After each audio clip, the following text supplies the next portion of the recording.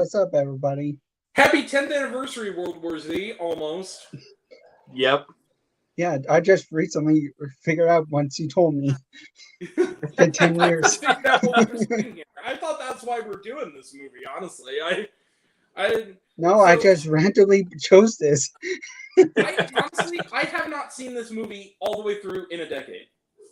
So this is almost like watching it again for the first time. So this will be fun. It's been a long time since I watched it back in 2015 or 2014. Mm-hmm. I saw it in the theaters. Did you guys see it in the theaters? No.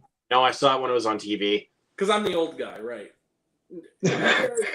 Well, you would have been like 10, right? Or 9 or 10 when it came out? Yeah, I would have been 10 years old. Yeah, and I was... Jared, you weren't far behind. I mean, you're closer to me than Luke is. But... Either 13 or 14 when that came out. I was 19, I think. I was just out of high school, starting college. That's how old I am. Yeah, I'm about to bring on the high school. There you go. So basically, we're doing a watch-along for World War Z. Hey. And I have special guests with me. Yep. Hi, Introduce it's yourselves. me, Grant the movie and TV guy, raised on Popcorn with Grant. I'm here to knock at your bitch's cabin. I had to say it off the top. And here's under me is my co-host. So it could be just us. No,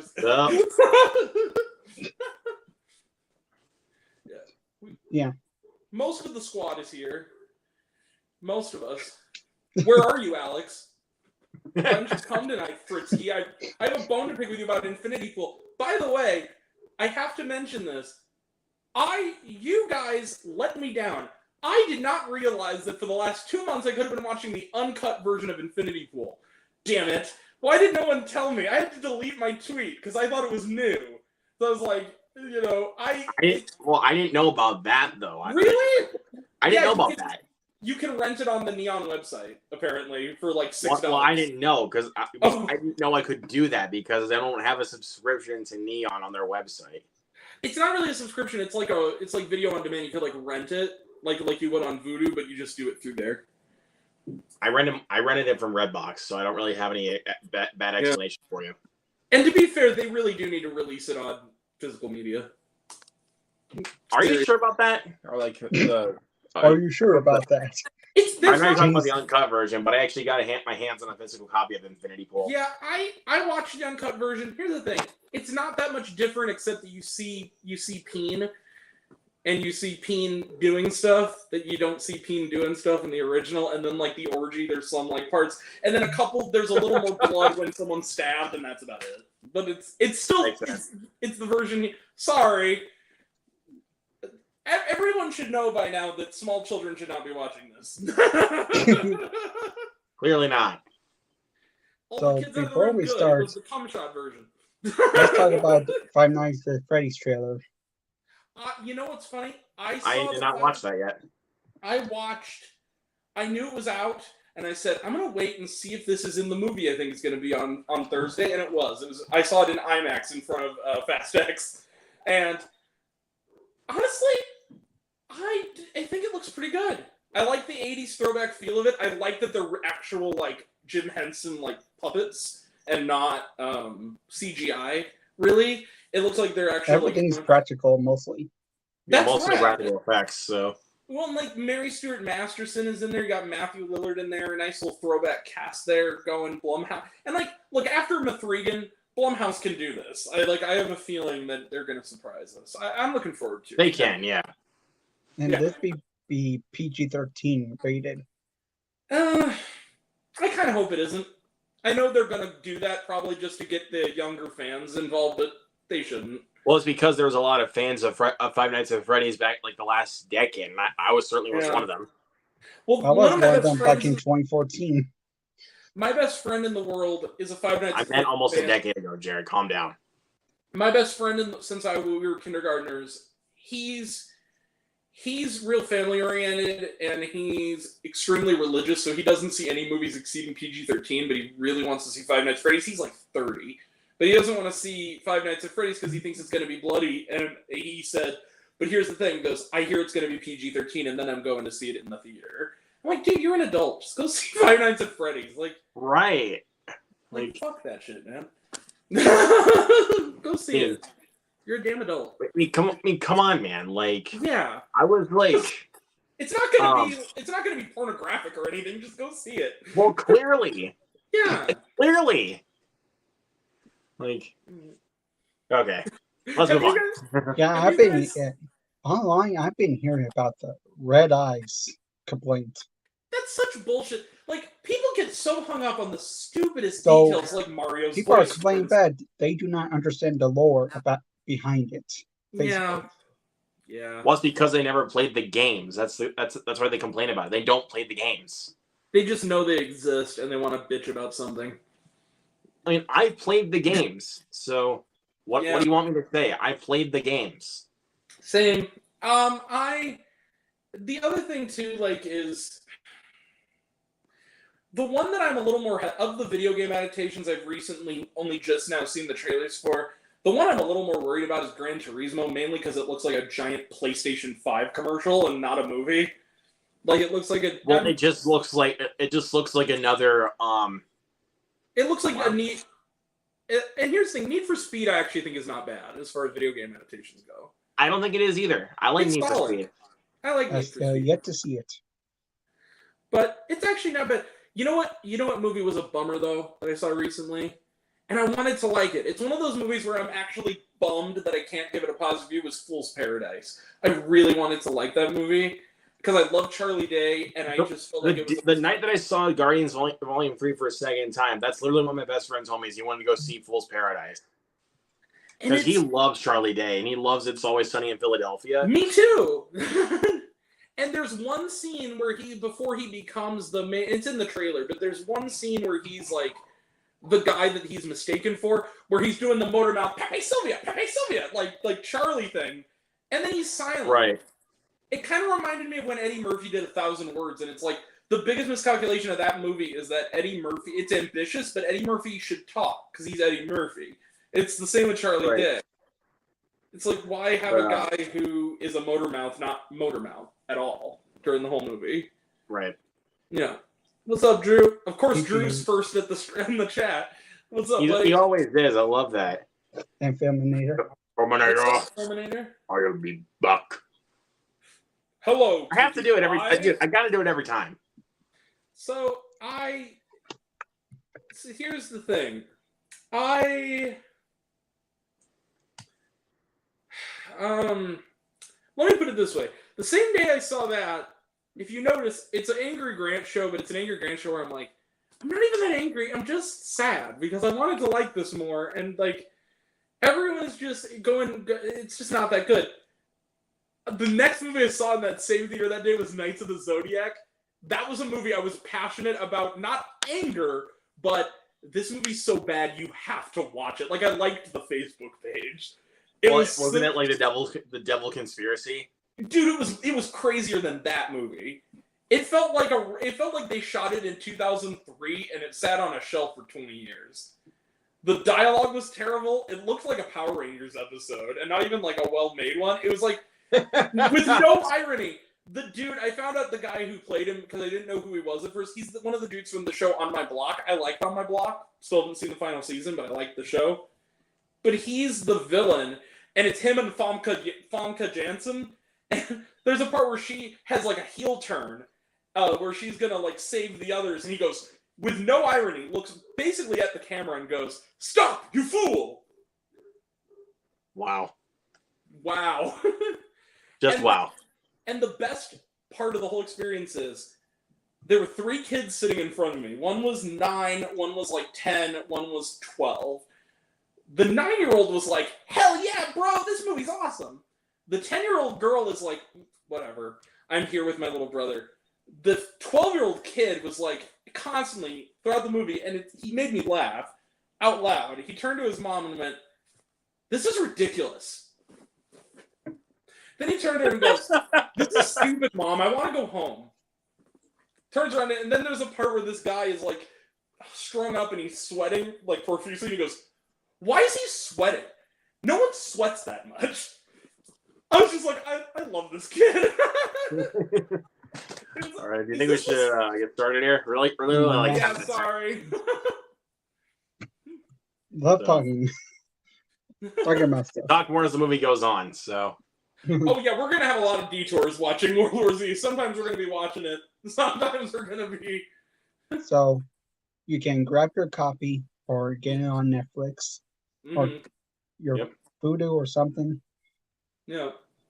For sure. Put it up in 000 on the black screen. We hit 1, 2, 3 or 3, 2, 1 and hit play. We play. 3. So, who wants to count down? I'll do it. Okay. All right. you meant. 3, 2, 1, play. Oh crap! It's not going up for me. Hold on a sec. Okay. You want to start the countdown over? No, oh, wait. What the heck? Oh, it's going, but the okay, now it's going. Go. Okay. My bad, people. Holy crap, this has been a long day.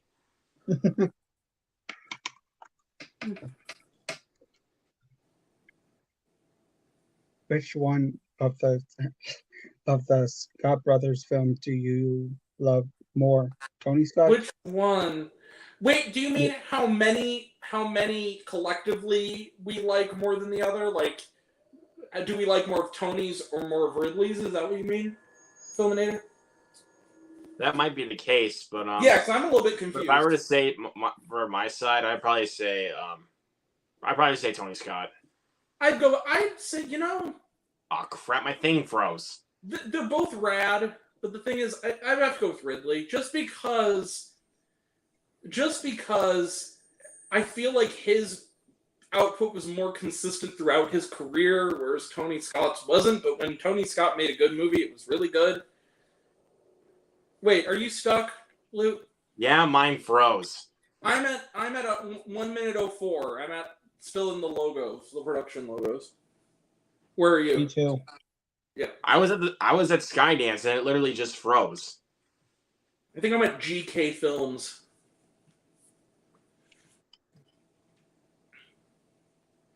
Okay, it's still buffering. What the hell is the issue?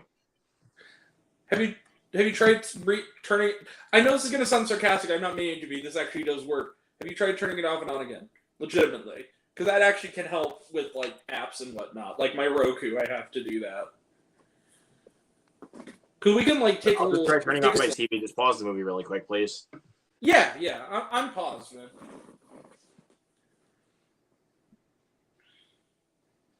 I'm going to have to plug this guy in, though. Yeah. I have pizza, by the way, that I'm going to be eating while I watch this movie. Just FYI. Hey, spicy 4K action. So. All right, just trying this again. Okay, are we ready? Hold on, I'm just getting it launched back up. So. Okay. Sounded like Pete Davidson's there from Chad. Okay. You ever seen Chad where it's like this? The dude goes, okay. Okay. Okay. Mr. Mackey. It's easy, I'm good. Drugs are bad, okay? And you're bad if you do drugs, okay? Smoking's bad, okay? That was bad. I'm good. It's easy, I'm like a tattletale. I'm good. It's easy, okay? This is going to become a Mr. Mackey impression contest. Okay, Mr. Mackey. Okay. Well, you better not, because let me tell you something about smoking. Smoking's bad. Good. That's actually really good, dude.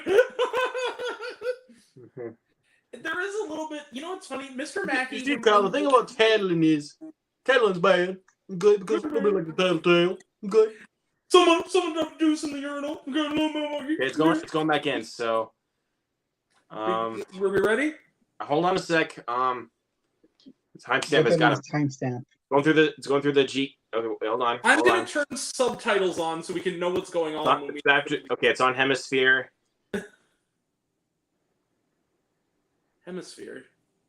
And now we're going to GK Films. Okay, that's where I'm. Sweet. Okay, hold on. It's almost there. It's almost. Okay. Okay. Logo's full. Okay, the logo's fully done. It's gone. Go. Okay, it's gone. Okay, good. Jesus, I do not know what happened there. You gotta love technology sometimes. I am seeing the following words. Are you guys seeing it? A Plan B entertainment production. So there's something else on it. Is that what you guys are getting? I didn't quite see that for a second. I don't know what I'm doing. Like the opening credits. Are you guys getting the opening credits? It just ended here for me. A Mark Forster film. That is what I'm seeing right now. Oh, come on. It did the same. It kicked me out again. What?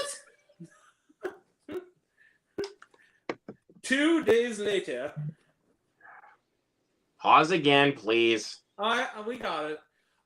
For those who want to know, the words, I'm guessing that's the actress who plays the wife, Morelli Enos is on my screen right now with like the house.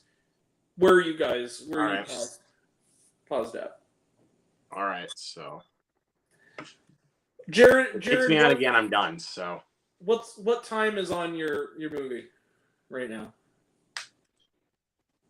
What's like the amount of time? I'm watching it on the DVD, so I don't really think he has a timestamp for it. Oh, okay. Oh, you're watching on the DVD. I'm watching on Netflix. Well, I'm doing the same thing, but it keeps kicking me out. I don't know what the deal is here. Yeah. Is someone on Netflix? One of your No. family members? For those wondering the origin story of Knock Knock at Your Bitch's Cabin, this is what happened to me. Is I got knocked out, and the whole thing erupted into chaos, and we just got silly with it for the next few hours. Okay, it's going through the production companies again. So. Oh, okay. Let me know when you get to Morelli, whatever her name is, Morelli Enos, and that's where I am, and I'll click play. Her name's on the screen right now. Okay.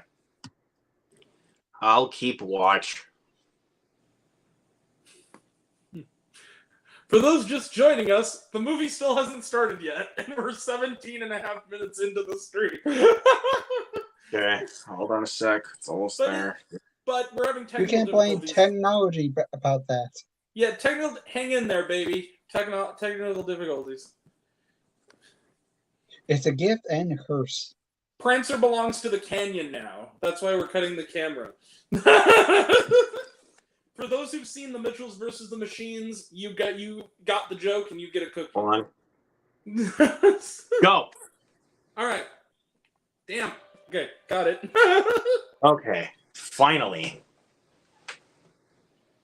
Are you kidding me? Is it doing it again? It froze again. Damn. Are you kidding me?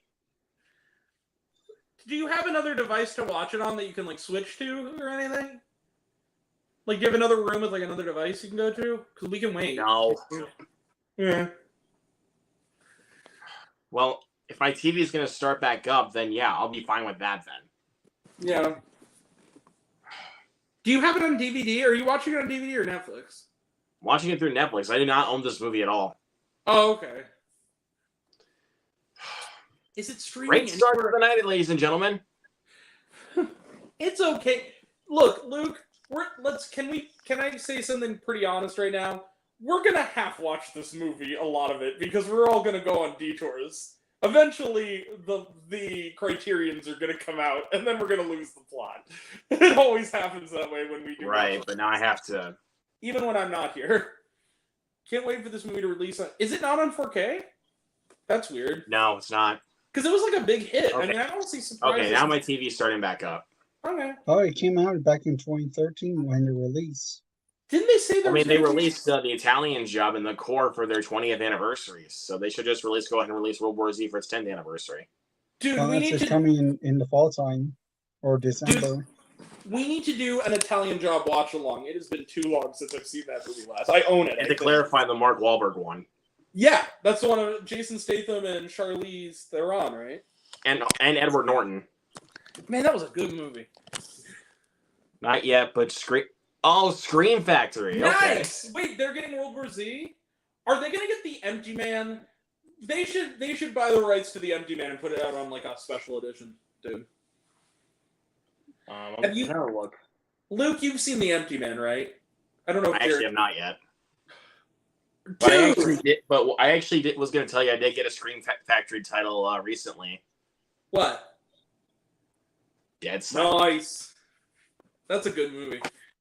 No, guys. I would mean, even though it's my least favorite of James Wan's filmography, I still think it's honestly his most underrated. I would say that my least favorite is Insidious Chapter 2. But, yeah. But I mean, have you at least seen all 10 of his movies? Mm-hmm. So you have seen Death Sentence. Yeah, I like Death Sentence. It's my second to least favorite, but I still like Death Sentence a lot. I think that what makes Dead Silence underrated is the twist. It's kind of like Orphan in that way, where it's like the twist makes the movie better. Like, it makes what was just kind of a typical horror movie elevated to something else. Okay, so I'm just going to try to go through this small little part again here really quick. Okay. Brad Pitt. My screen says Fana McKenna and David Anders, and there's planes flying over out of an airport, I think. Rating. James Badge-Dale. I'm at 153 in the movie. Go. Okay.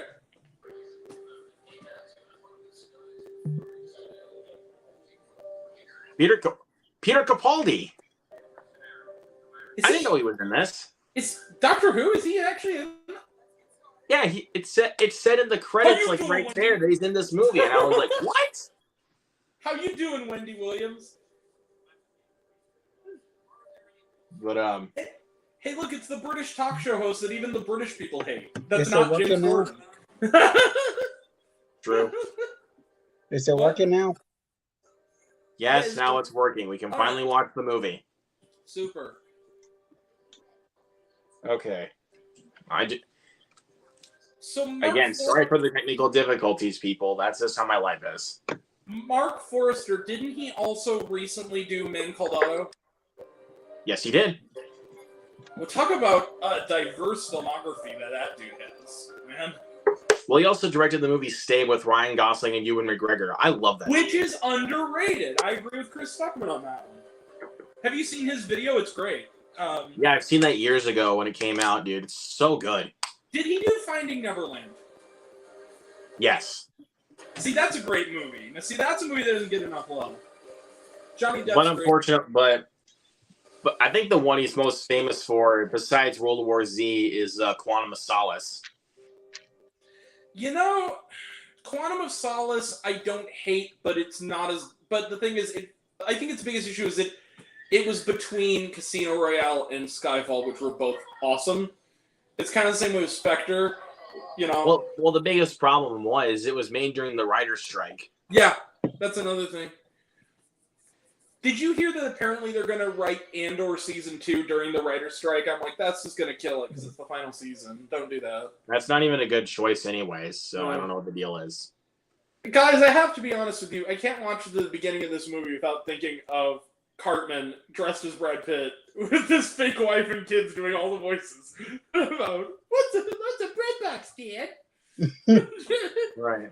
Listening to Michael Bublé on the radio. Oh my god. It's a beautiful day. I'm sorry, we interrupt this awesome song to bring you this special news bulletin. Everyone is going totally natters. Again. How's it going, guys? And it. Cartman, what kind of costume is that? That's right, this year I've decided to fight for the glorious South. Screw you guys, whom? And may I say, we are going to whoop your ass this time. Where did you get the costume, young man? My mom made it. Dang iron. Hey,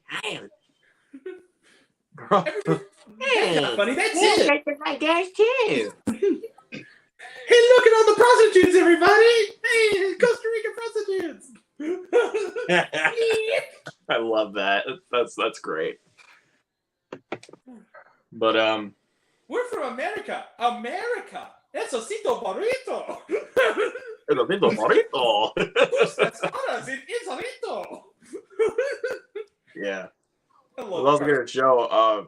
Have you seen this one there, Grant? Bubba Hotep? Oh, hell yeah, no. Dude. Dude, I love this movie so much, man. It's so freaking fun. Fun fact. So, has everyone here seen Evil Dead Rise already? Mm-hmm. Yeah. Okay, this is not a spoiler, but I will say this. Listen closely when you see the movie, when you hear the voice on the record player, the one doing the incantations. That is Bruce Campbell. Now, here's the thing. Lee Cronin, the director, was interviewed and they said, you never gave that character a full name. Is he Ash Williams? And he says, yes. He is Ash Williams displaced in time. It's the Ash Williams from Army of Darkness. He's time traveling. Wow. That is awesome. He said it like great. a week after the movie came out. I'm like, that's fucking awesome. There you go. He needs to come back to our time and team up with Mia and Auntie Beth and have like a freaking awesome badass trio. You broke my meter. You broke my meter. You broke my meter. Honey, look out! It's a cliche. Oh, that Robot Chicken when they did World War Z. I'm Brad Pitt, and I'm playing Brad Pitt in this movie. When you look at Bullet Train, he's a lot more subdued in Bullet Train. And he's a little bit more older. Uh-oh, they saw what was in the box. They saw Gwyneth Paltrow's head. Whoa! Dude, you know what I remember about this movie? Watching it now again? What? The portrayal of the chaos of this kind of situation was actually really intense and well done. Like, they did a really good job, I have to say. Why are you recording this? Idiot. Is that the same idiot in Cloverfield who, when Jason gets killed on the bridge, has his phone out just filming the freaking, like... That's the biggest problem with some movies like that. Don't be recording things that you see. Hey, Luke, I'm gonna make you mad. You take one more step, you're so canceled, bro. You have to admit, that's the one good scene in that movie. The movie's not that good, but that's the one good scene. The buzzkill was the only good scene in that movie. But that line, I was just like, done. Yeah, it was cringe. But what happened after? Like, that line just immediately made me check out of the movie. Yeah.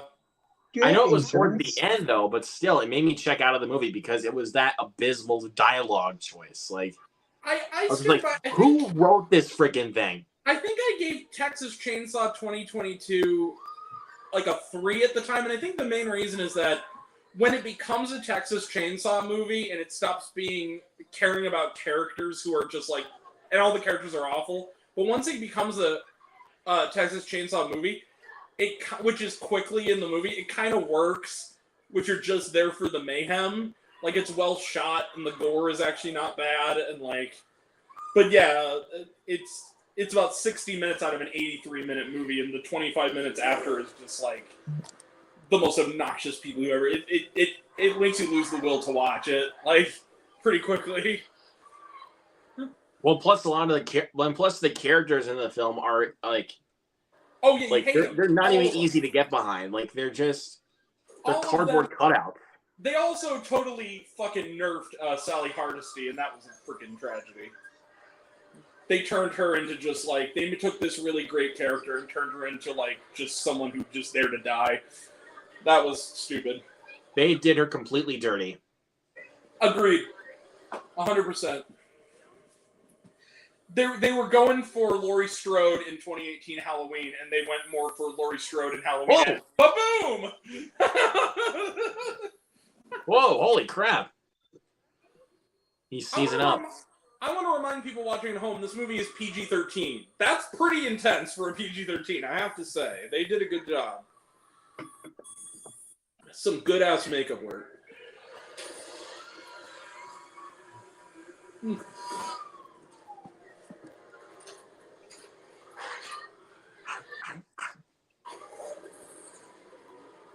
His wife's name is Karen. I'm just going to leave that on the table. Like, why does it feel like in so many movies that they always have a wife named Karen? And also, like, here's the thing. Can I tell you guys something, to be honest with you? a cliche that I think... Now, it's not this movie's fault. This movie came out 10 years ago. But a cliche I really want them to stop doing. Give the wife something to do other than sit at wherever they're going to meet and worry the whole fucking movie. Like, that's this problem I have with White Men Can't Jump even, is like the wives in that movie, they did nothing. They were just like... They were just telling him how disappointed they were in him throughout the whole thing. There was no... And they played by good actors, you know? Like, this actress, I've seen her before. She's a really good actress. They're kind of wasting her talents on this role. But...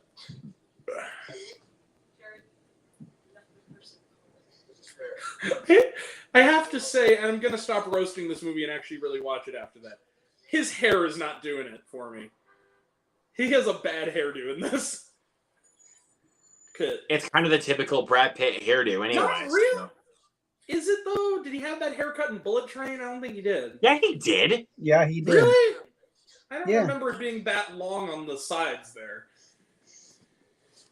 Well, he did. Okay. Well, fair enough.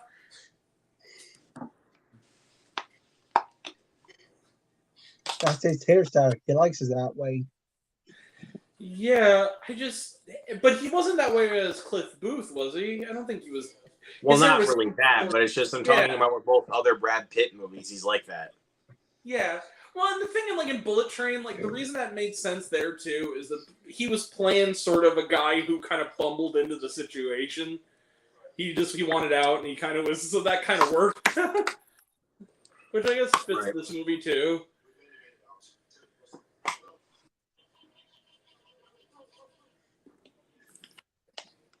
I remember, I haven't seen it, but I remember that when this came out, I think it was shot for an R. And if you watch the movie, I can't remember how big of a role he has, but Matthew Fox is in only a couple of scenes as a pilot, and apparently on the DVD version, there is an unrated cut that is basically all the stuff they cut out to get a PG-13, and there was a whole subplot with Matthew Fox. Like, he's there for a reason. It's just the theatrical cut removed him, basically, from, all but a couple of shots. This is kind of interesting. They're like, yeah, we need more zombie action. That's what we need best. Well, that happens a lot. In Babylon, if you watch, they announced it when they did the cast, that Marina Baccarin was in it. She technically still is. She's in one shot when the elephant first comes into the party. She's the woman who's screaming. And there was stuff on the cutting room floor. They kind of did the same thing with Naomi Scott in The Martian, where she's in the background cheering when Mark Watney gets there, but she apparently had a bigger role that they cut out of the movie as a scientist. Catherine Langford, they just cut out of Avengers Endgame. They put that on Disney Plus, that scene. But, yeah. Just wow. Yeah. And that was a good scene, too. Have you seen it? Oh, shit. Yeah. That is not something you want when you go to Walgreens. That's for damn sure.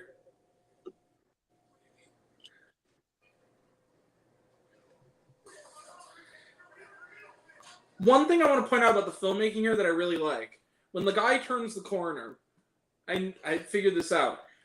He's in enough shadow that you think for a frame or two that he's a zombie too, before it's revealed that he's just a junkie. That was really cool. I liked that. Good job, Mark Forrester.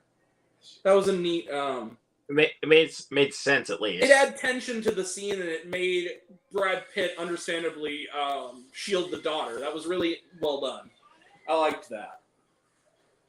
Because, see, even the way the actor looks, he's kind of bony, and he has rings around his eyes a little bit, and, you know.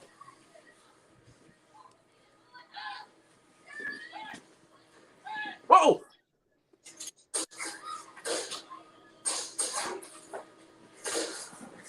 If you'll excuse me, gentlemen, I'm going to have a slice of my pizza now. All right. I just had pizza yesterday. This is Emo's. This is St. Louis style. Literally just had pork brat from the grill. So. Sweet. But I cooked a fish sandwich for lunch and had some breadsticks with it. That's awesome. I just had the chili dog. What'd you put on it other than the fish? Do you put like mayonnaise or tartar sauce on that? I'm a plain dude, so I don't put anything on it. Like I agree. I do a double-decker fish sandwich with cheese in the middle. Dude, that's actually good. I have to be real with you. Can you pound it? I am a plain guy too. If I get a hamburger, it's like bacon and cheese, bro, and nothing else. I'm with you, man. I don't like freaking trees on my shit. Well, the only time I'll be honest, the only time I really even have lettuce on like any of my food is whenever I get a Jimmy John's sandwich. It's like I always get the turkey tom, and I always have lettuce on it. Here's the thing. I'm more of a Subway guy than a Jimmy John's guy. It's all right. You know what? Honestly, when I think of Jimmy John's, I just think of Scott the Woz, because I think of the episode where they're doing the mystery games or whatever, and they do it like a murder mystery, and he's like, I want you to try my family's secret sandwich recipe, and he goes, sir, this is Jimmy John's. Jimmy John's, how can we help you? Well, welcome to Jeffy John's. What can I do for you? You know what the best part of Jimmy John's is Brad Garrett in those freaking commercials. It's like the dawn of sandwiches or whatever. Yeah. Dude, I have to give it to this movie for a PG-13. They're doing a really good job of like making it feel chaotic in a good way, like the way it would be when like something like this would go down. You know, it's very tense. Right. Even the strobing, the way the strobing of the lights is doing it, you know, in the hallway.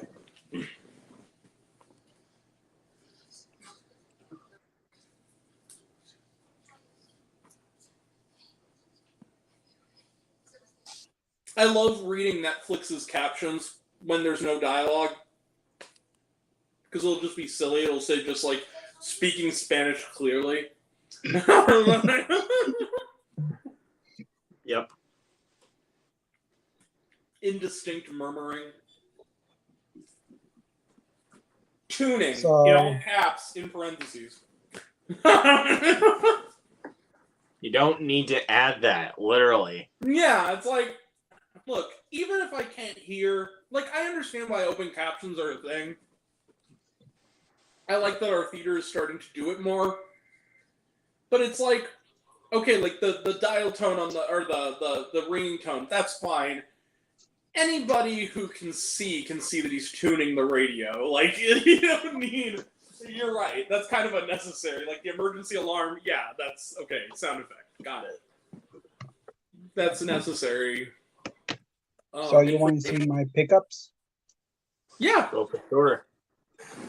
Went to the pawn shop again. I haven't gotten physical media in forever, so it's all you, man. Dog Days. Well, me too. Begin. Nice. The Was best brand of the new trilogy. factory sealed. The best of the trilogy that wasn't the first one. The best of the I still sequel. need to get. I prefer Roderick Rules, honestly. Oh, you know what? Actually, let's put it this way. The first 3 Diary of a Wimpy Kid movies are all awesome, and then after that, they all kind of started to stick. Ignore the fourth one. The fourth one does not exist. Did you see The Long Haul Rocks? I said it was ass. Oh, okay, agreed. Here's the thing. The animated versions they've been doing, they're okay, but, like, they're just replacements for the book. They're just, like, they're just the book full stop. I have the books.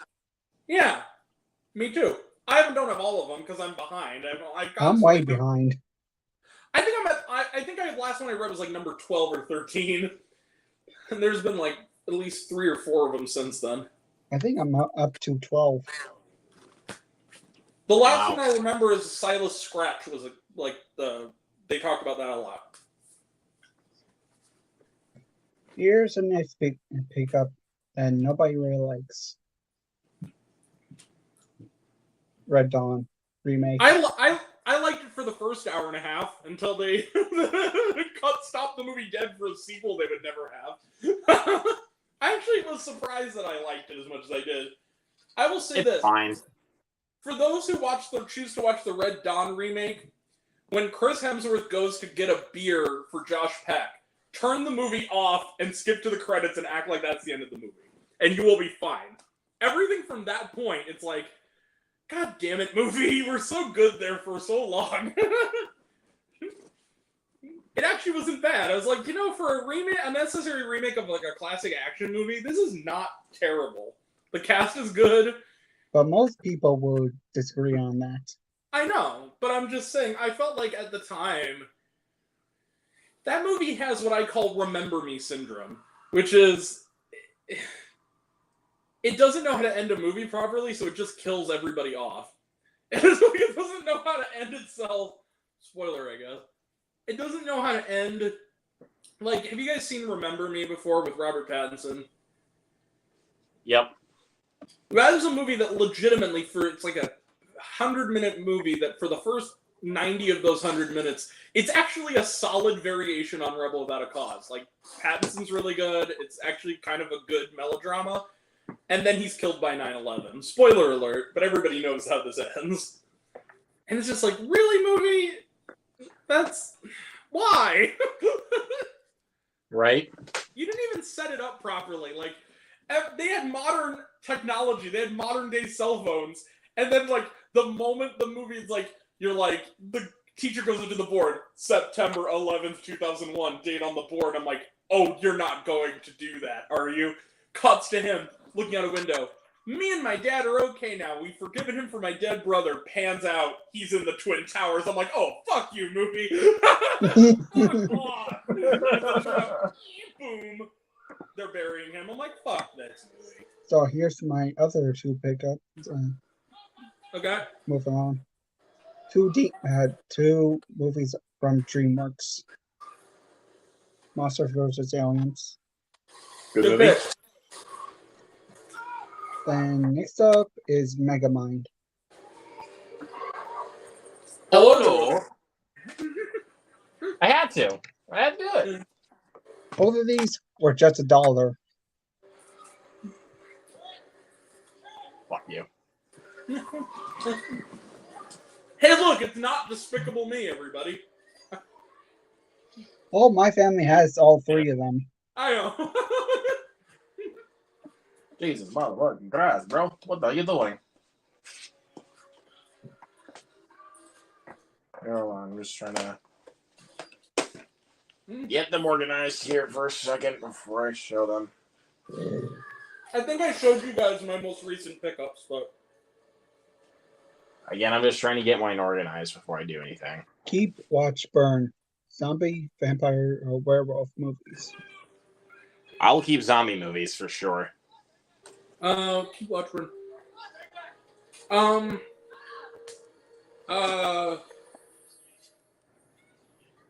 Keep, vampire, burn, zombie, watch, werewolf. Not because I don't like zombie movies, but because if I'm gonna pick a monster of choice, it's vampire every time. And not sparkly ones who actually suck blood now. Okay, good. Speaking of, for those who like vampire movies, this movie needs to be a cult favorite. Rent Dark Shadows. Damn it, it's underrated. I don't want to be alone in this anymore. It's so good. I have the poster on my wall. I'm not going to show it right now. It's not great, but it is fine. But I do. It's not bad though. It's really not that bad. I mean, people get. I wasn't saying it was bad. I'm just saying it's not great. No, I'm not saying you were. I'm saying everybody else did. I don't get it because I like it. Then. Okay. Dude. Almost got it. I'm almost done. Ooh. Hello, Matthew Fox. Goodbye, Matthew Fox. Yep. All right, hold on 1 second. We have to go back, Kate. We have to go back. To the Batcave. Have you guys seen Lost before? Huh? The Lost, the TV show? No, I haven't seen that show. Okay. I never even heard of it. You haven't heard of Lost? Come on now, Luke. Lost on a I'm kidding, I have. Yeah, okay. I was kidding. I can never tell with you.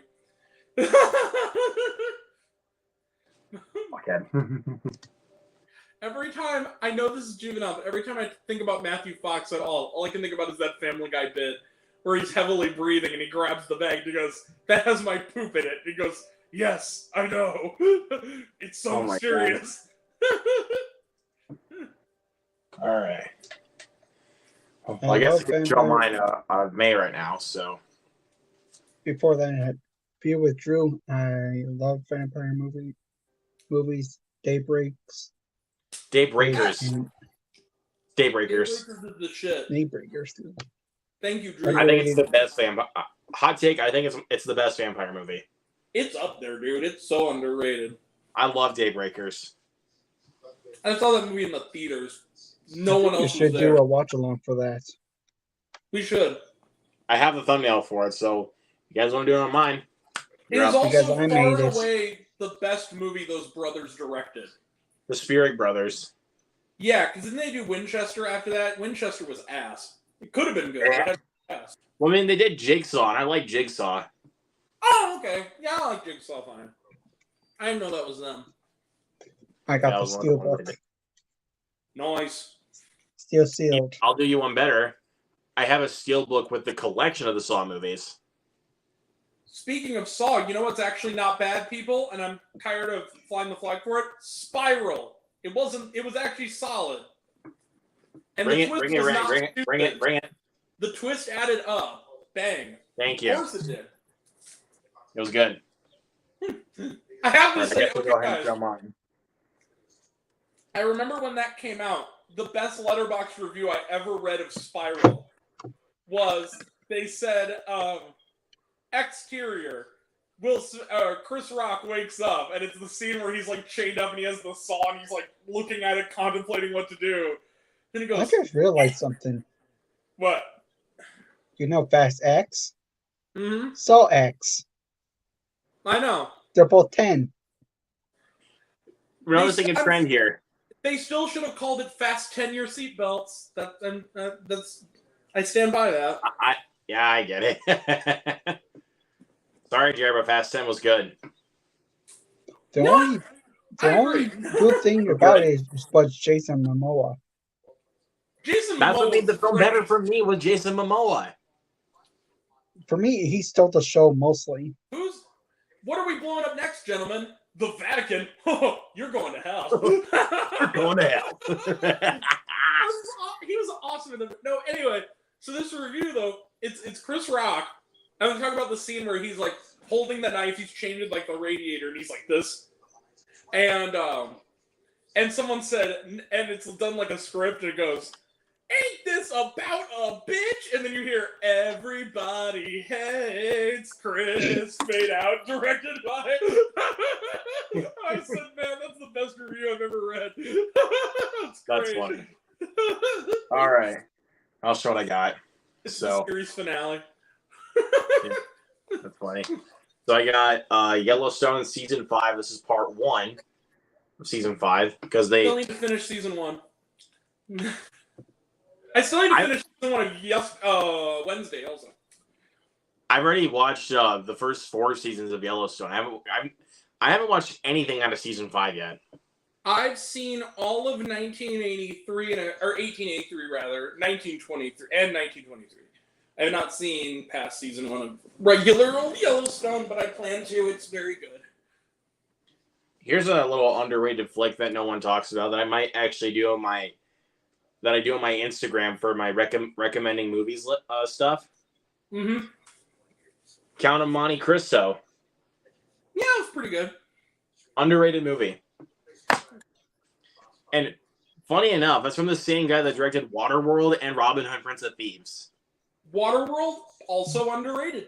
I think. I like it. Where you have the opening scene where Kevin Costner pisses into a cup and drinks his own piss. That notwithstanding, Waterworld isn't that bad. Well, I like Waterworld though, but it's just like that's like the biggest thing that even stands out about that movie, where he pisses into a cup and drinks his own piss. I just keep thinking of that scene in This Is the End where Craig Robinson is like, I just started drinking my own piss. And he goes, I gotta be honest, it ain't so bad. And then he has a martini glass. Oh my god. Anyways, next one is another movie that I put on my recommending movies list on Instagram. Freaks of Nature. Not bad. Not bad at all. And dude, look at the cast that this has: Nicholas Braun, Mackenzie Davis, Josh Fadem, Joan Cusack, Bob Odenkirk, Patton Oswalt, Ed Westwick, Vanessa Hudgens, Dennis Leary. I know. It's a great cast. And you know what's funny? It came out the same weekend as Scout's Guide to the Zombie Apocalypse, and it was in like a third of the theaters that was in. Also underrated, by the way.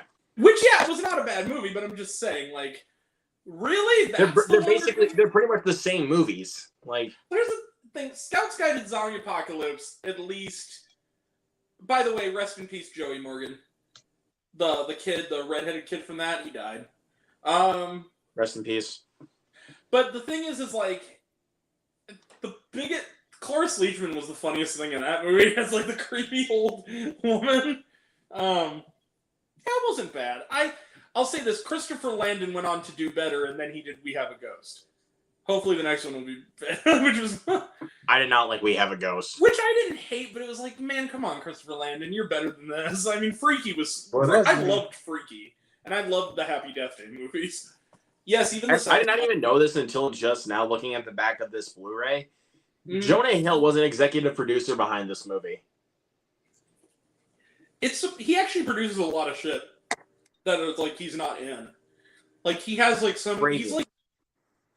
He's like Rogan. Like he has some kind of production company. You know what's funny? I think he and Emma Stone own a production company. But I think they also produce a lot of the stuff together. Like they're really good buds. Makes sense. By the way, have you seen the trailer for her new movie, Poor Things, the new Yorgos Lanthimos movie? That looks kind of. Not yet, no. That looks actually really cool. I like the look and feel of it. It's very surrealist. But also, like, Luke, has your theater gotten Beau's Afraid yet? No. You need to see that movie, dude, so we can talk about it. I'm waiting. But I gotta wait until streaming now to watch it. Well, here's the thing. So I told you I was thinking about starting a second channel for like larger videos. I'm genuinely thinking of doing a spoiler talk of Beau's Afraid, similar to what Tracy did. But everyone who's involved has to have seen it at least once before we do it. And I want you to be on it. But obviously, I need to wait till it hits streaming for a good price, and then I can watch it. Don't the A24 movies go to like Showtime usually?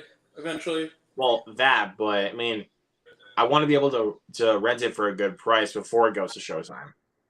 Yeah, I can see that.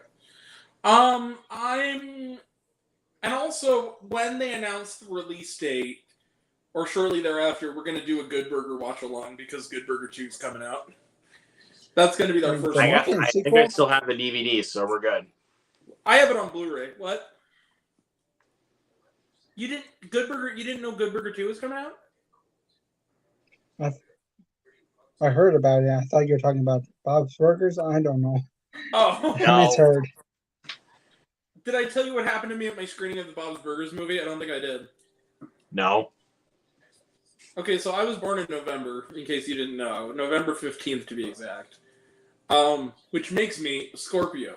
So, there was the scene in the movie where Gene, someone says something and he says something like, I knew he was untrustworthy. I bet he's a Scorpio. Or something. I went, like that. And the woman next to me says, you're a Scorpio, aren't you? I'm like, yeah.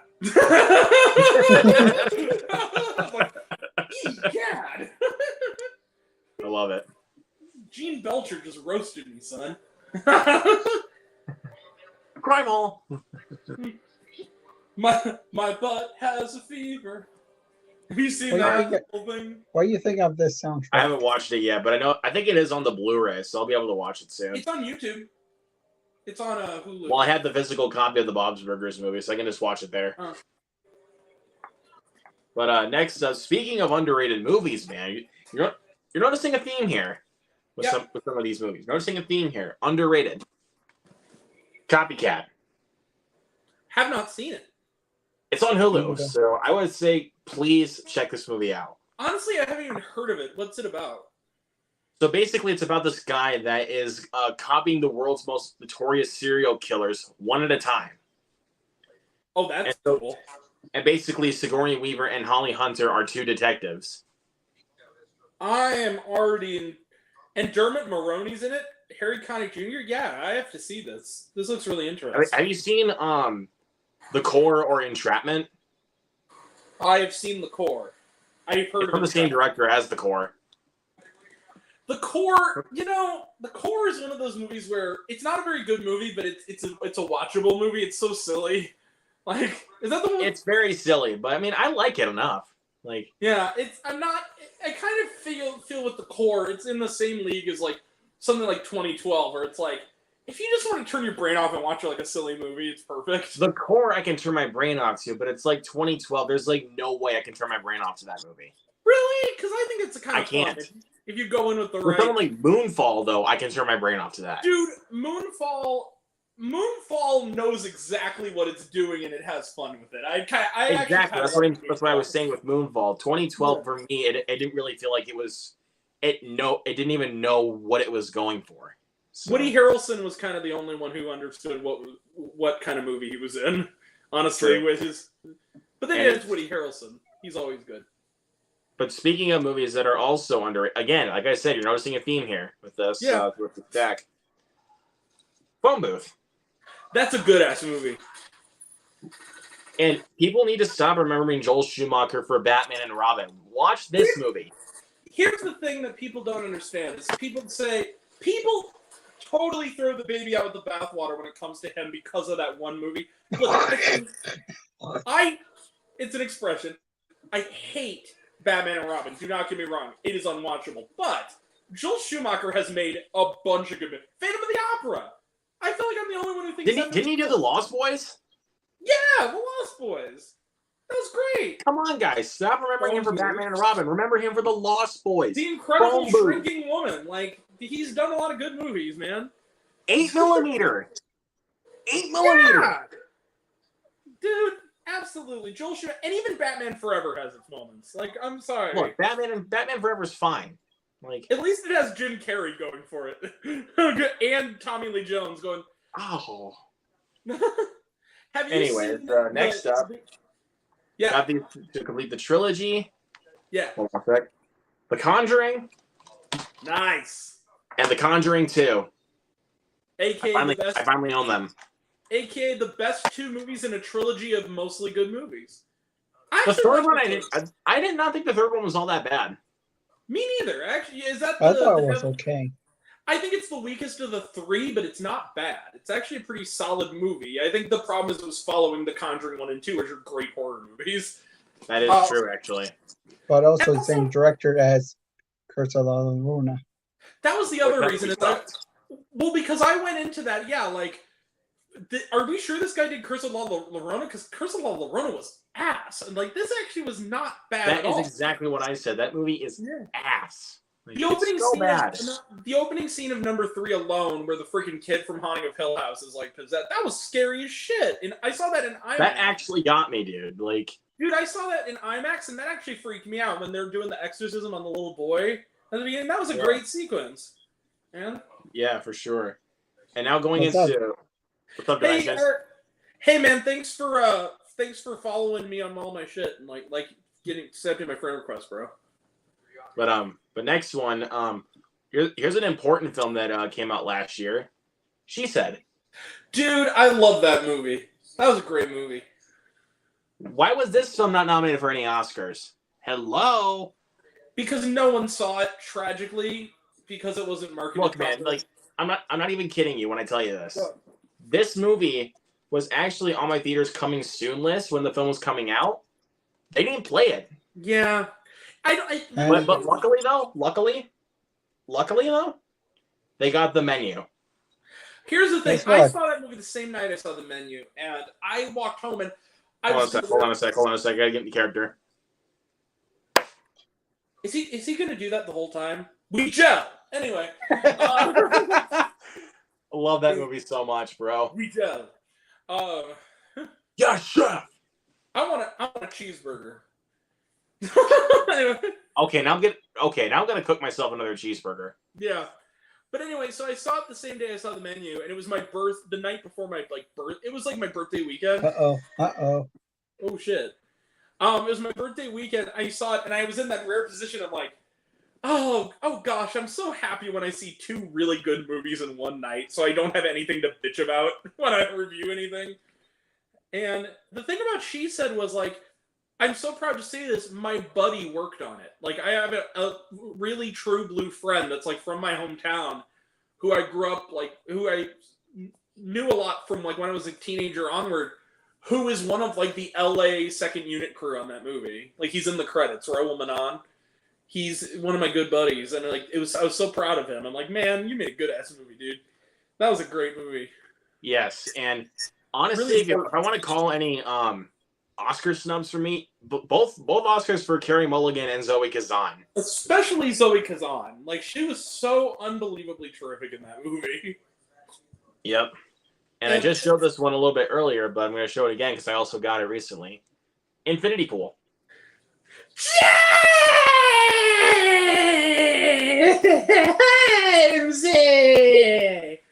And I was lucky enough to actually find a physical copy of this out in the wild. So that movie is so fucking good. It's hard, dude. This movie's hard to find on Blu-ray out in the wild. It's hard to find. It's not on Amazon? Well, no, it's on Amazon, but I'm meaning like out in the wild, like where you actually go to different stores. Like Best Online, Buy. you can get it easily, but I'm saying like out in stores, it's not easy to find. Is it bare bones though? Like, are there any extras or anything? Is it like a commentary or anything? No, it's bare bone. That's bullshit. But at least they still got the movie though, because they wanted a physical copy of it. You know what? I think is one of the biggest. We're talking like deletions. So like, I love bonus features. I love watching extras. When I really love a movie, I like to see the stuff about it.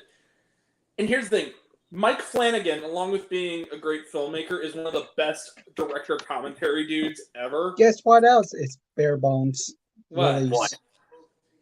This is also bare bones. Yeah, it's some bullshit too. That's a good movie.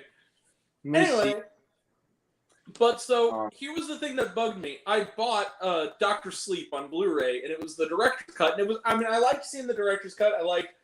But here's the thing. I found another one bare bone. No commentary from Mike Flanagan. Like, what the fuck? It's like the first thing he's done where he hasn't put a commentary on it. I was gonna say I found another bare bone one. No. Is that bare bones? It is. There's no bonus features on that. Now, see, that's a movie where the making of that movie would be. Would you not agree? The making of that movie would be awesome as like a bonus feature. I would agree. That's a really good. But this one though is not bare bone. I'll tell you this. This next one I'm going to show for this haul is not bare bone. That was my number 4 of last year. For those who didn't know, Tar. That was like my highest ranked Oscar nominee for that year, for Best Picture. Fair, but I'm just going to say this next one is not bare bone. It has bonus features. Okay. And I have not seen it yet, but I've heard good things, so I want to give this movie a try. Okay. And the movie that you call basically, I thought was called Hippies, Jesus, and Frasier, but it's called the Jesus Revolution. I think I know. Actually, I think what I called it was hippies, Jesus, and Frasier. No, I said Frasier, hippies, and Jesus, bro. That's what I said. I remember you calling it Hippies, Jesus, and Frasier. That's what I remember you calling it. No, it was the Jesus Revolution. I also called it "Don't Fuck with the Jesus Revolution." But again, the reason, I just thought the title was so stupid for a second, and I was like, "Oh, it's Jesus Revolution." I was being silly. No, here's the thing: among faith-based movies, not bad. Jesus Revolution actually was not bad. And I've heard that's why I said I bought it so I can give it a try. I've heard good things. It's not. Let's put it this way: it looks like women talking compared to fucking Nefarious. I mean, just that. Well, it's not. Well, and plus the biggest problem with Nefarious is that's from the creative team behind God's Not Dead. Actually, it's not even from them. It's promoted that way. The guys who actually did it did something worse than God's Not Dead. They did Unplanned, which was like the anti. That was a movie where it's a It's a true story where Planned Parenthood is vanquished forever by the My Pillow guy. I'm not even fucking kidding. What the hell? Yeah, I'm not kidding. Anyways, let's move on. And also, real quick, can I just say, this is the example, because for those who haven't seen the movie, just to warn them off, here's an example of these guys writing in their other work. In the movie Unplanned, I think I mentioned this in another stream, but I'm going to mention it again. There's a scene where the villainous owner of Planned Parenthood is walking up the steps, and the woman turns to her husband and goes, honey, is it weird that I have the urge to just run up there and punch her right in the face? And the husband, with the sincerity of "I love you, sweetheart," says to her, "No, honey, that's my job." What in the actual fuck? And then let me tell you this. Let me tell you something. Have you heard of this movie called 5,000 Blankets? Is that the one with Anna Camp in it? I think it is. When I got that trailer, I was like, that looks so generic. Like, I saw the trailer and I'm like, and it came out earlier. I saw it at Avatar: The Way of Water out of all movies, and then I got it both times at Puss in Boots: The Last Wish. I think it actually played it in my city. The only reason I didn't see it is because it was technically a Fathom event and I didn't have to. But what's funny, well, there you go. I am going to go see Shin Kamen Rider, though. That movie looks fucking awesome. But anyway, speaking of, for those who don't know, you know what's coming out on Fathom events in next month for the 20th anniversary? Oh, hi, Mark. They're showing The Room. The Room. On June 27th. I'm so excited. I'm going to bring my football with me. Anyways, we're going to do a review with Ben. I know, but afterwards. Next up I got Friday the 13th Part 3 Steelbook and Friday the 13th The Final Chapter Steelbook. You are tearing me apart, Luke Ponto. You are tearing me apart, Lisa. Why are you so hysterical? I did not hit her. It's not true. It's bullshit. I did not hit her. I did not. Oh, hi, Mark. Hi, Mark. I did not hit her. What is line? What's the line? I did not hit her. It's not true. It's bullshit. I did not hit her. I did not. Oh, hi, Mark. I hit her. Hey, Johnny, what's up? Hey, Johnny, what's up? Oh, can I finish this line? Okay, Luke, can you finish this? Hold on. All right, I'll do setup. Call and response. I gotta tell you, man, I knew this girl one time, and she cheated on her dude. He beat her up so bad, she ended up in a hospital on Guerrero Street. Oh, I don't remember that very well. You don't know the other line? Ha ha ha ha ha! What a story, Mark. Oh, right. No, I gotta do it right. What the study, Mark? You have to do it like that. You got to do it like Tommy Wiseau, like Anyways, next up, here's a steelbook I've been holding out on. Everybody betray me. I'm fed up with this world. Yeah. Next one is a steelbook I've been holding out on, but I finally picked it up on my birthday. Reservoir Dogs. And hold on one second. Nice. Check this out. One where the ear comes off. Damn. What happened to your ear? You're gonna be okay. Say it with me. You're gonna be okay. Say the goddamn words.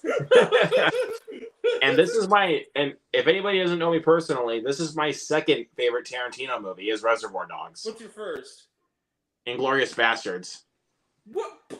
Wait. Higher than Pulp Fiction. Yes. Where does Pulp Fiction rank? Probably around number 3. Okay. At least it's in the top 3, though. Give me credit for that.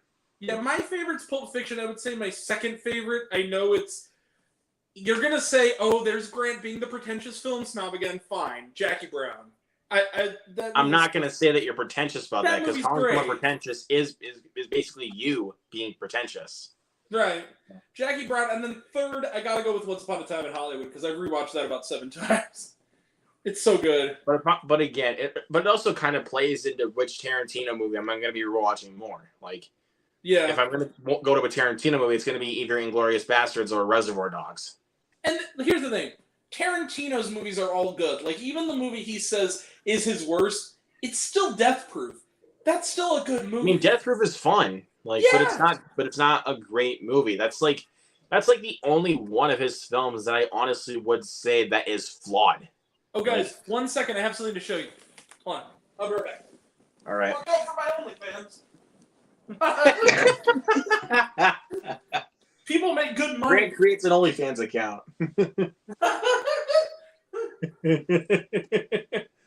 Just imagine like all of us like just running an OnlyFans account. Like, just imagine. Hold on. You'll come home for the holidays in a body bag. Thanksgiving. Oh, that's cool. It's both. The thing is, it is a 2-disc edition, and it isn't the separate movies that you watch separately. It is Grindhouse as it was in theaters with both movies with all the fake trailers and ads in it. With both Planet Terror and Death Proof. And the Machete trailer is at the beginning like it was in theaters. All right. But next one, what this kind of originated for Grant's new famous catchphrase. Yeah. Knock at the cabin. I'm going to knock at your bitch's cabin. Yep. But as you can see, I got the steel book. That's a good cover art for that movie, too. Huh. If you say knock at the bitch's cabin, where's the bitches? I am the one who knocks at your bitch's cabin. Look at it like a full image, though. Look at this. Yeah, okay, but in all seriousness, catchphrases and all that, that's a good movie. That's one of the better Shyamalan movies, in my opinion. 4 of us are here to prevent the apocalypse. Dude, that is Batista's best performance of his entire career, man. I'm sorry. Can I talk openly? The movie's came out in January. I feel like I can talk about it now. February? Okay, early February, though. So here's the thing.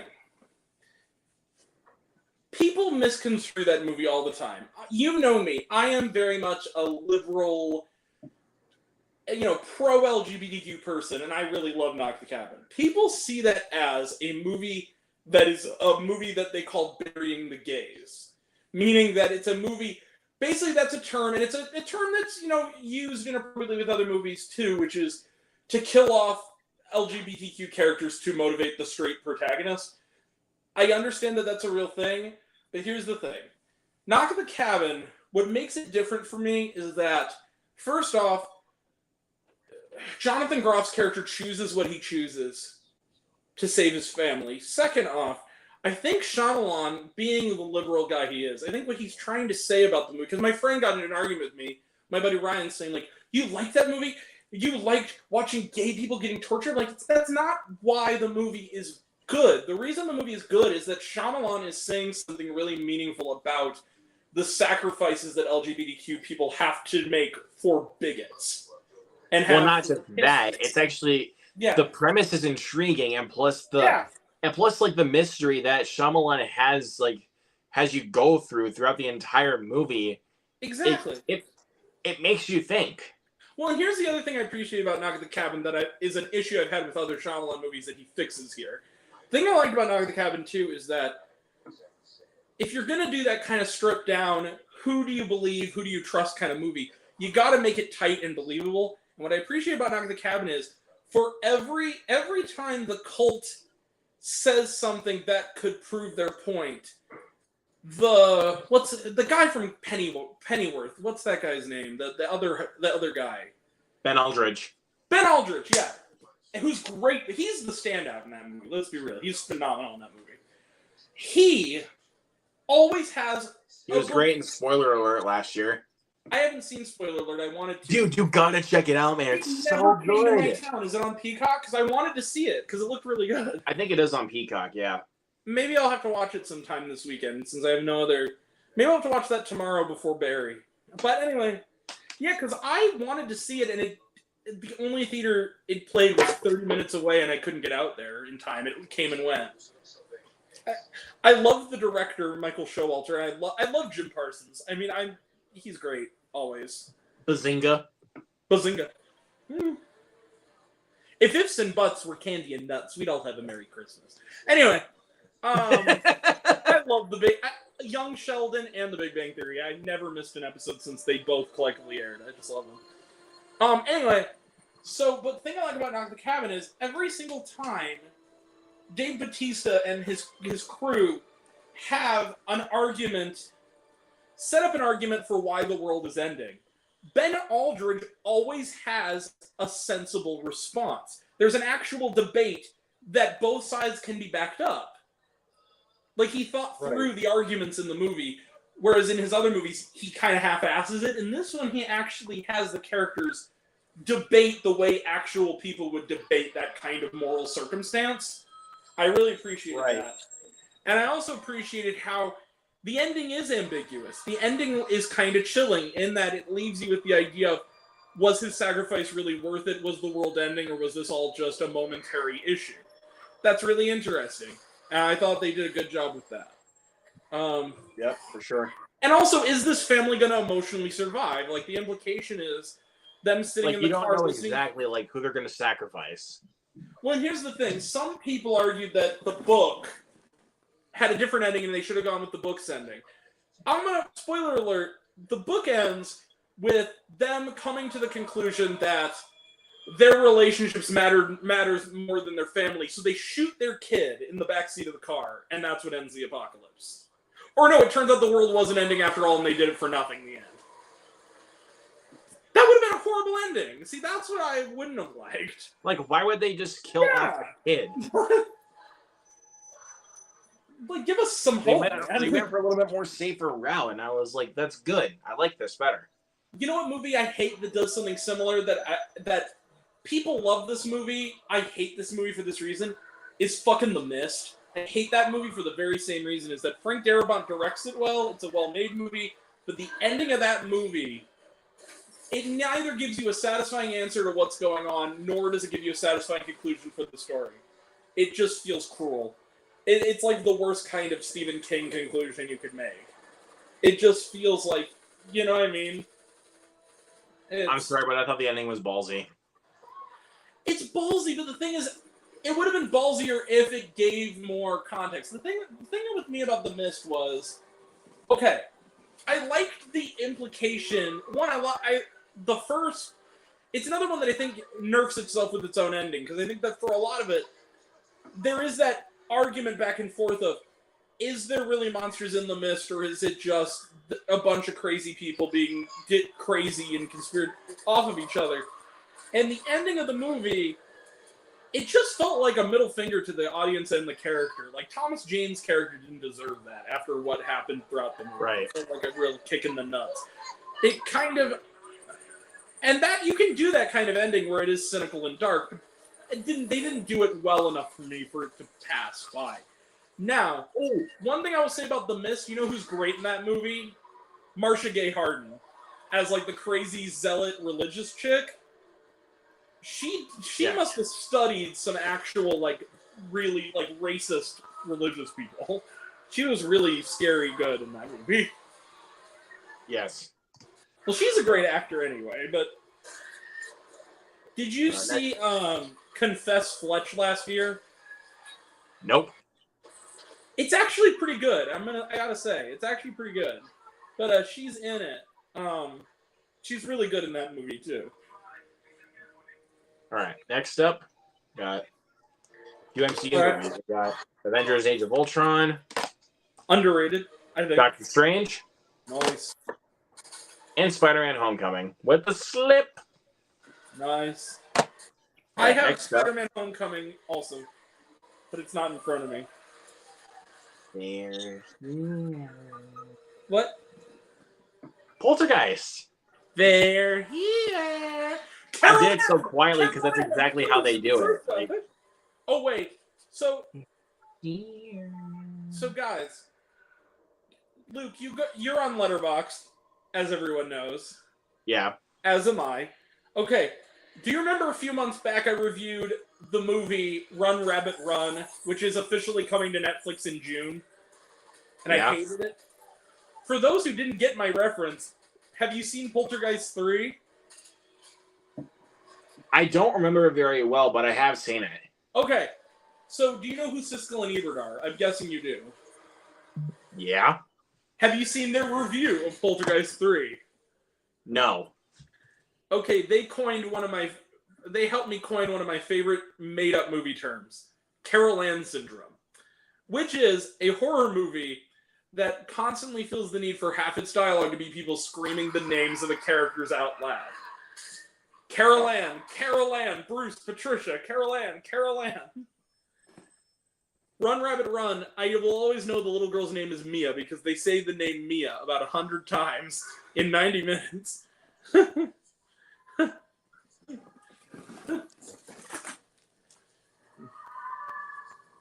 Wow.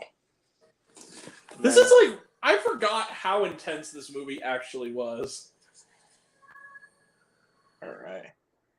And of course, a couple Scream Factory titles I just showed: Dead Silence and Bubba Hotep. And I also did pick up. This was these next two were from last week for last Blues Day Tuesday. I did buy Operation Fortune, which wasn't bad. I kind of liked it. I want to watch this movie though because I mean I love Guy Ritchie and I love Jason Statham. Have you not seen it yet? No, I haven't. My theater never got Operation Fortune. Oh, it was the same weekend as Creed 3. You saw The Covenant, right? I did see The Covenant, yes. Which was really good, actually. Because I was able to find a theater that's like about an hour away to go check it out. I had to go Friday. Last movie I saw in the theater was Friday. I had to go out of the way, like a half hour out of the way, to see It Ain't Over, the documentary on Yogi Berra, the baseball player. What a great doc. That was a great movie. Yeah. High recommendation for me. It's going to be my movie of the week this week. And then, of course, because I'm buying all these movies on 4K, I had to pick this up, and plus I enjoyed the movie. Ant-Man and the Wasp: Quantumania. You know, I enjoyed it too. I feel no shame in. I liked it more than Shazam: Fury of the Gods. There, I said. I want to get that Walmart exclusive. I agree, but I like Shazam though. I hated Shazam: Fury of the Gods with a passion. I think I gave it a 0. It's not on that level, to be honest with you, man. I think it's not on that level. And I think it's made worse by the fact that the first one is so unbelievably terrific that it completely shits on it, dude. I'm sorry. I'm gonna have to disagree with you there. Well, plus, like, one of the biggest benefits with me with that film, like, why I was able to enjoy it, was because I never watched a trailer past the first trailer from Comic-Con. I never watched anything beyond that. I don't think it was about the trailer, because I only would see the trailer once in a while. I mean, I've only seen that one trailer a couple times. It's more just that the first Shazam is so... It's just a generic superhero movie, whereas the first Shazam wasn't. The first Shazam had real heart to it and real humor to it, and this just felt like it was kind of ugly looking and just kind of drab and just kind of, it didn't feel like the same world anymore from the first one in a bad way. It didn't expand the scope, it just degraded everything. I just didn't like it. That's just my opinion, though. I respect yours. I understand, but still, I don't think it's a 0-star movie. Well, okay. That's your opinion. And again, I know that most people are like, yeah, whatever, it's fine. I just didn't like it. I was excited for it. I was looking forward to it. I loved the first one, and it really strongly disappointed me really early on and often. And I especially hated what they did with Freddy's character. I thought they made him into an asshole. I'm sorry, I'm just going to say it. I'm going to say it. I love Jack Dylan Grazer. He's a fine young actor.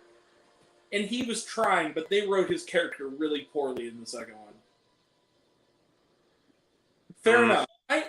Look, I know I'm alone in this. I know a lot of people, even the people who don't like it, are like, whatever about it. It's just, man.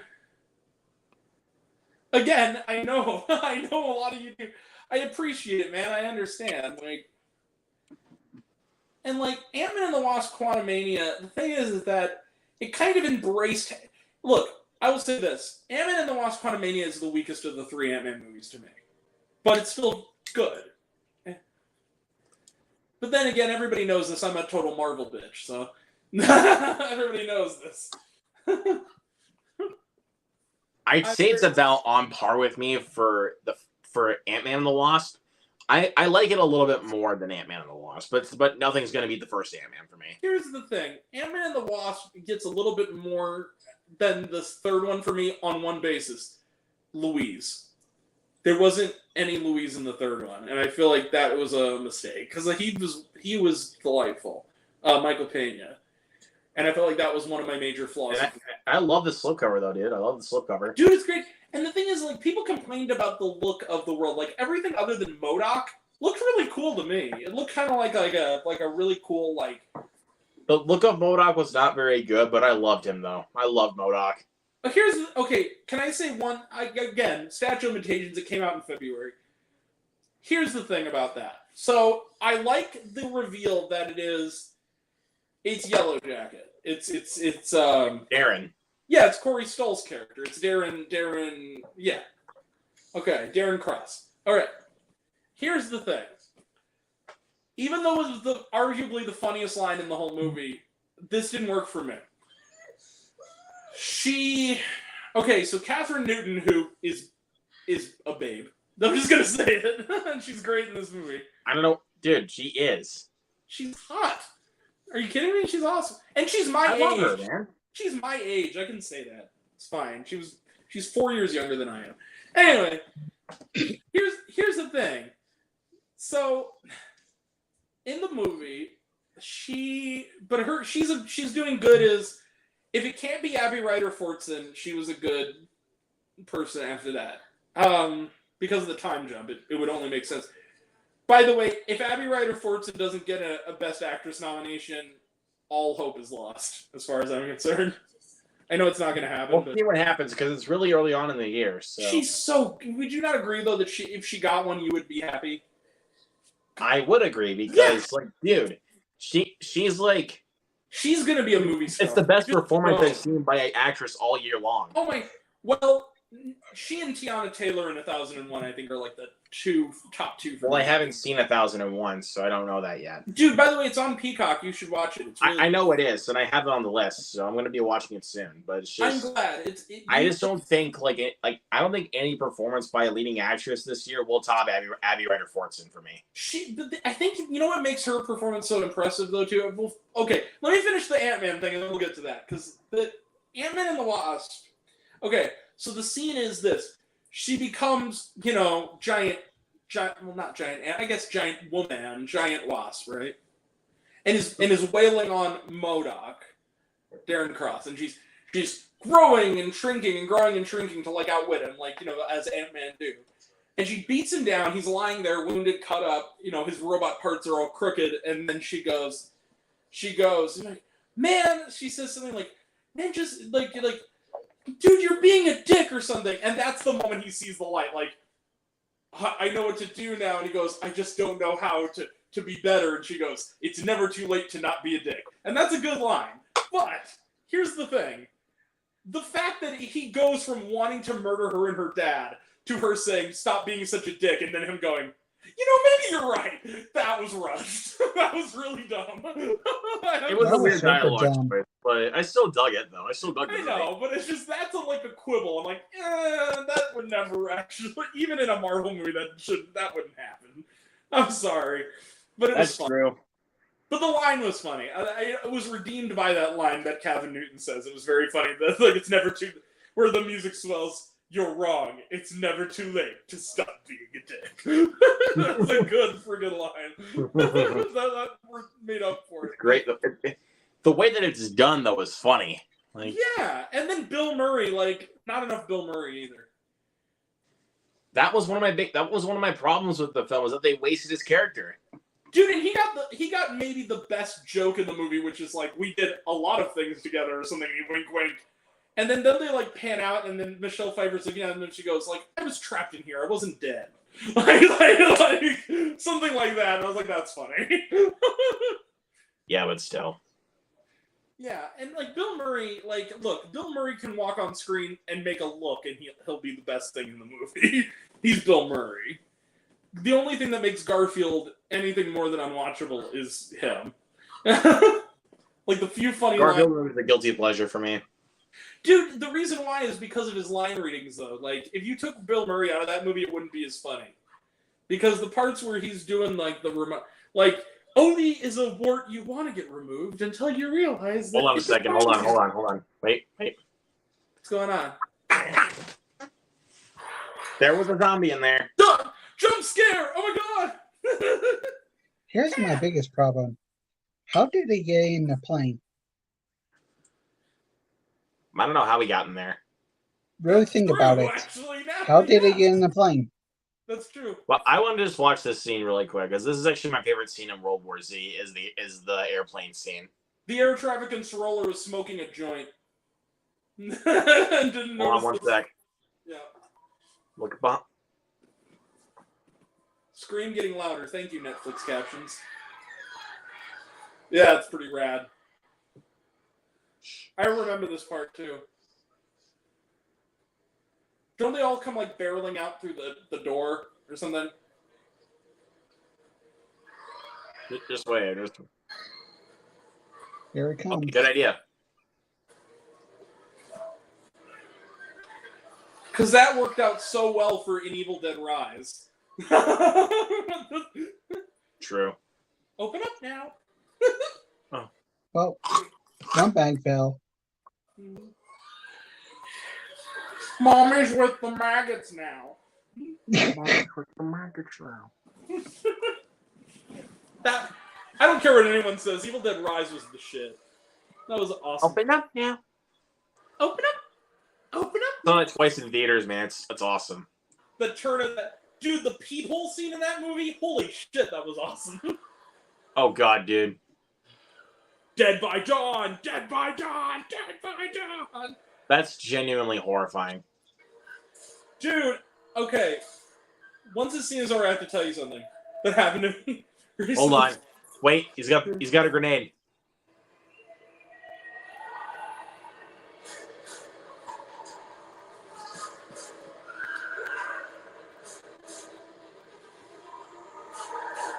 He's about to sacrifice the whole airplane.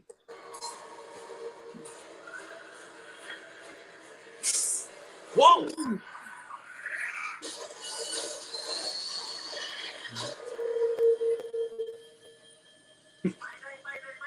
Oh my god. Damn, dude.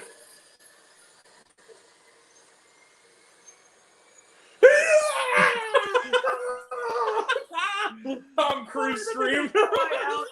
Like, whoa, whoa, whoa, whoa, whoa, whoa, whoa. Have you seen Just the like video where nonstop they- again. But this is Have you way guys- this is a way more intense situation right here.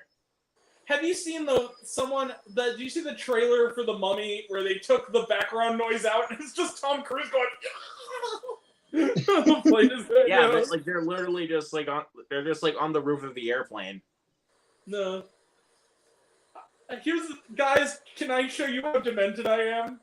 I laughed because all I could think about when that guy hit the back of the wheel was in Soul Plane when Kevin Hart's dog spun out of the back of the luggage and you just see him flying into the. Oh my god. I have not seen Soul Plane. You've never seen Soul Plane? It's really not that good, but I never watched it. there's a couple moments that are funny. It doesn't come together, but it has its moments. The part where Snoop Dogg threatens to crash the plane to get out of paying child support was funny. That was weird. But at least you'll be happy about this. I did really enjoy Plane. You know, Plane was better than I thought it was going to be. The trailers actually did intrigue me though, because I was like, oh, okay, Well, cool. I think a lot of my trepidation was like, this just looks really, like it just looks too typical. Like I've seen this Gerard Butler movie before, and in truth, I have, but I enjoyed it. Yeah, it is basically everything you've seen before, but And it's here's still the a thing. fun watch. It embraces exactly the type of movie it is. It's a B movie, and it knows what it's doing, and it's in and out. I don't know what, dude. I will take this to my dying grave. Honestly, Renfield is a B movie. I loved Renfield, dude. Renfield is B-rate, dude. And everybody's complaining about the CGI gore because it made it look so B-rate. That's the point. Dude, I have to be real with you. The scene where he rips that dude's face off made me wince more than anything I saw in Evil Dead Rise. Just in how it was timed. So anyway, and also like when Renfield is just charging at these people, and they're just their bodies are just exploding. That's just like that's just amazing. He punches Ben Schwartz so hard that he not only bleeds and shits out at the exact same time in mid-punch. I'm sorry, that's great. And Zach Goller, if you're watching this, man, Renfield's good. Did he not like it? I thought Zach would like that movie. He gave it a C+, and I was like, "Ow!" Well, okay, that's that hurt. Like C+ is in the middle. That's not like a terrible score to give it.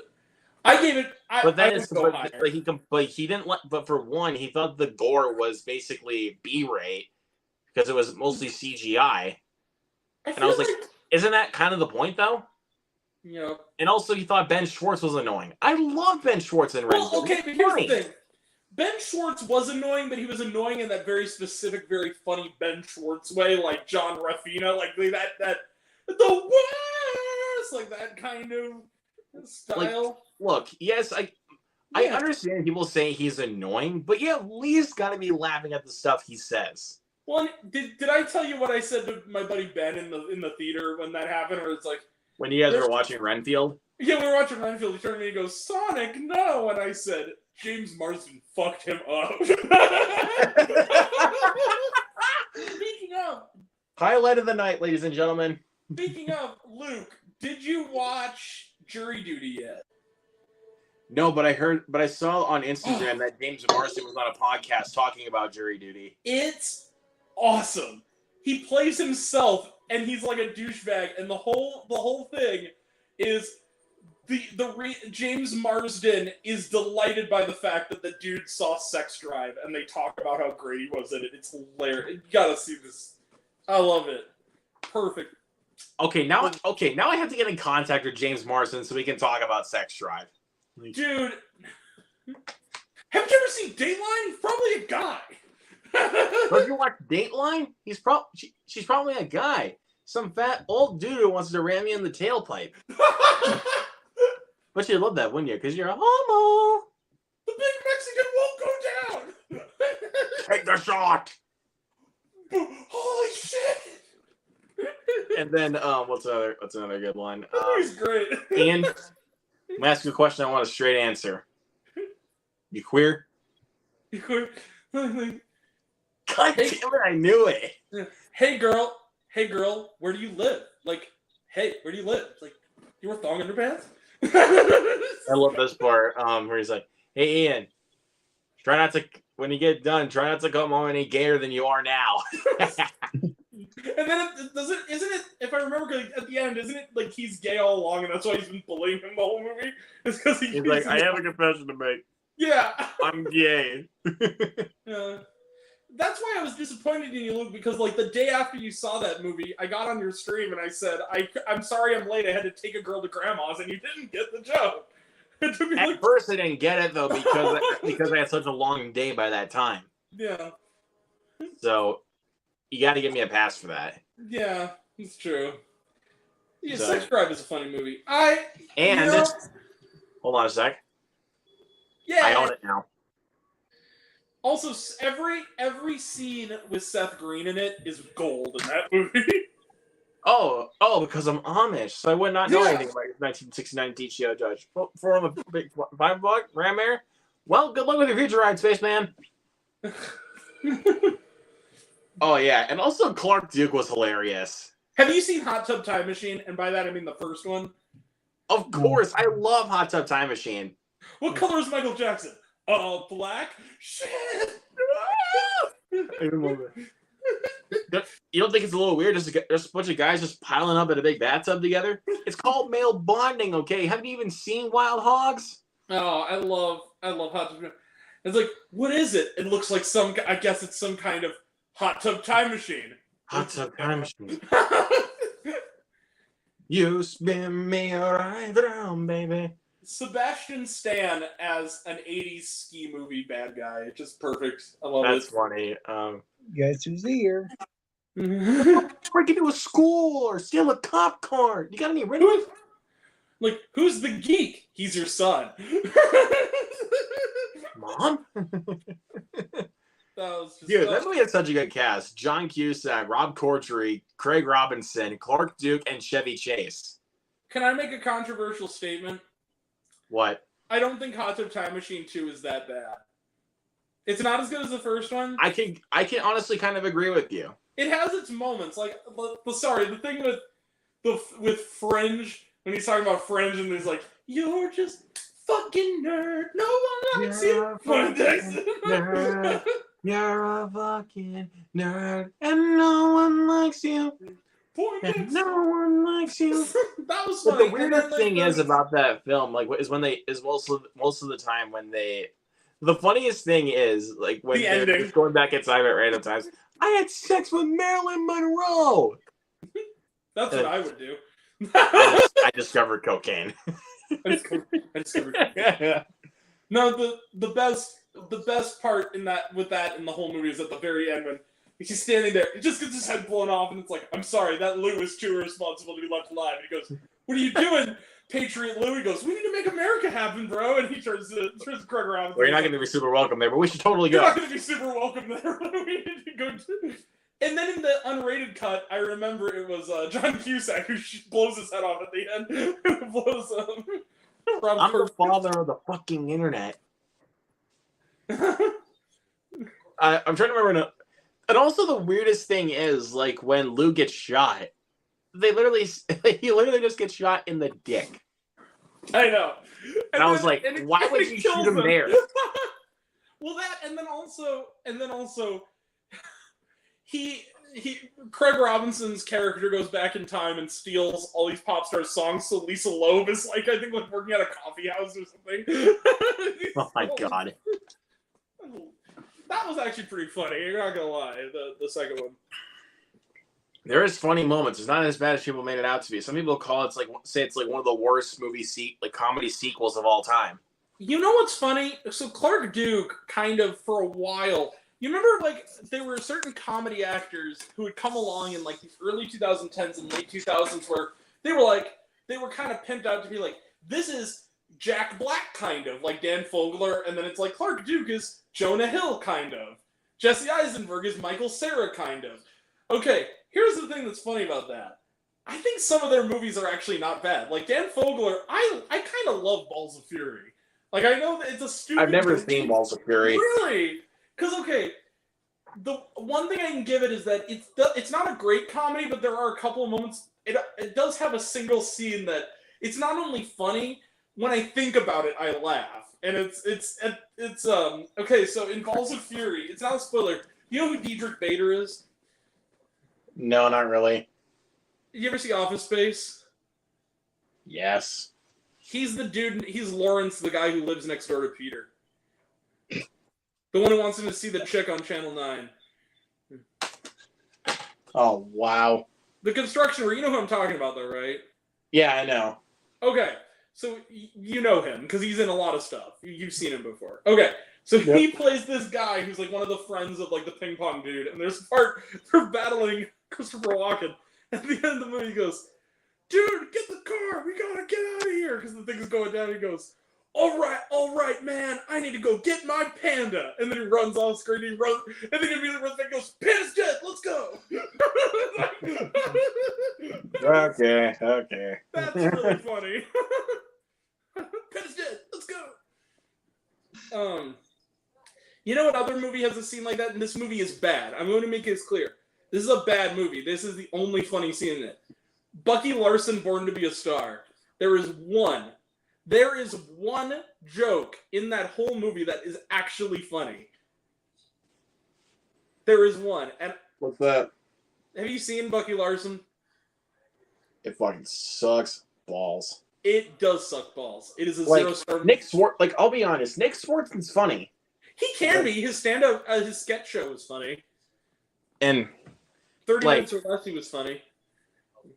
Yeah, I love... Dude, he was great in 30 Minutes or Less. It's underrated comedy. Wayne, what do we do? Torch him. Painting our guns. Going with our plastic guns. Remember middle school where he worshipped the devil for like 2 weeks? That was the best 2 weeks of my life. I like 30 Minutes or Less. That's another one that I think is underrated. That's an underrated comedy right there. Yeah, it is. Like, if I don't get through the money in time, this thing is going to blow. And your first stop was to come to a school filled with young children. guess what? It goes, guess what? You just brought a gun to a bomb fight, officer. It goes, oh, shit. He's like, oh, fuck now. Have you, speaking of Jesse Eisenberg movies that are underrated, American Ultra. Oh, yeah, where he's a stoner that's basically engaged in one situation. Yay! I need to buy American Ultra. What? I need to buy American Ultra. Have you seen it? I have. It's good, right? It's at a pawn shop for $3. It's good, but I don't think it's quite as good as it would think. Like as you think, it's underrated though. Like it should be like an instant cult classic, but it has issues. It has issues, but it's not. But it's underrated. Like it didn't get its day in court, really. I mean, it's a fun movie. And you know what's a get your own cup of noodle. You know what's a flashback to Jeremy Johns' review of American Ultra. I like when he calls Kristen Stewart and he's like, "Oh my god, I killed some people," and she thinks he's kidding. He goes, "Oh my god, that's awesome." No, but the two of them. You know what's a great movie with them though? Adventureland. That's a great movie as well. That is insane. Was that the same guy that directed Superbad? Yes, Greg Mottola. Yeah, his career kind of fell apart. What else did he do? I think he directed Keeping Up with the Joneses with Gal Gadot and Zach Galifianakis. Which, yeah, that film was bad. You know what? There was only like a couple funny scenes with Gal Gadot and Isla Fisher. Those were like the only funny scenes in the movie. Well, that one scene in the dressing room was kind of funny. I have to say. That's what I was referring to. Here's the thing. Also, Gal Gadot, holla holla holla. Let me holla at you. No, but I love her. She is. I love you. Come to Grant. Hey, baby. Come to Papa. Hey, baby. Anything you like? You see anything you like? I'm like pretty tall. Have you guys been watching Beavis and Butthead, like the new one? Because they've had a running joke this season that's just every time it comes up, it just makes me laugh. Where they do like music video commentaries. Yeah. So they keep doing like, well, this is a pretty nice hip hop song, and then Jack Harlow shows up to do like the collab, and they're like, okay, and then he goes, oh god, it's Jack Harlow, and then like the end of it is like the third episode. It cuts to Beavis, and he turns to Butthead, and he goes, I think we all need to sign like a petition or whatever to make sure that Jack Harlow never performs with someone on a song again. I'm tired of seeing him. That's so crazy, dude. Yeah, I never really watched much of the new Beavis and Butthead, but I love the good old stuff. It's still really funny though, because I think what they did. You saw dude. Shut up, Bill Hole. Shut up, Bill Hole. Don't make me kick your ass. Don't make me kick your ass. Butt knocker.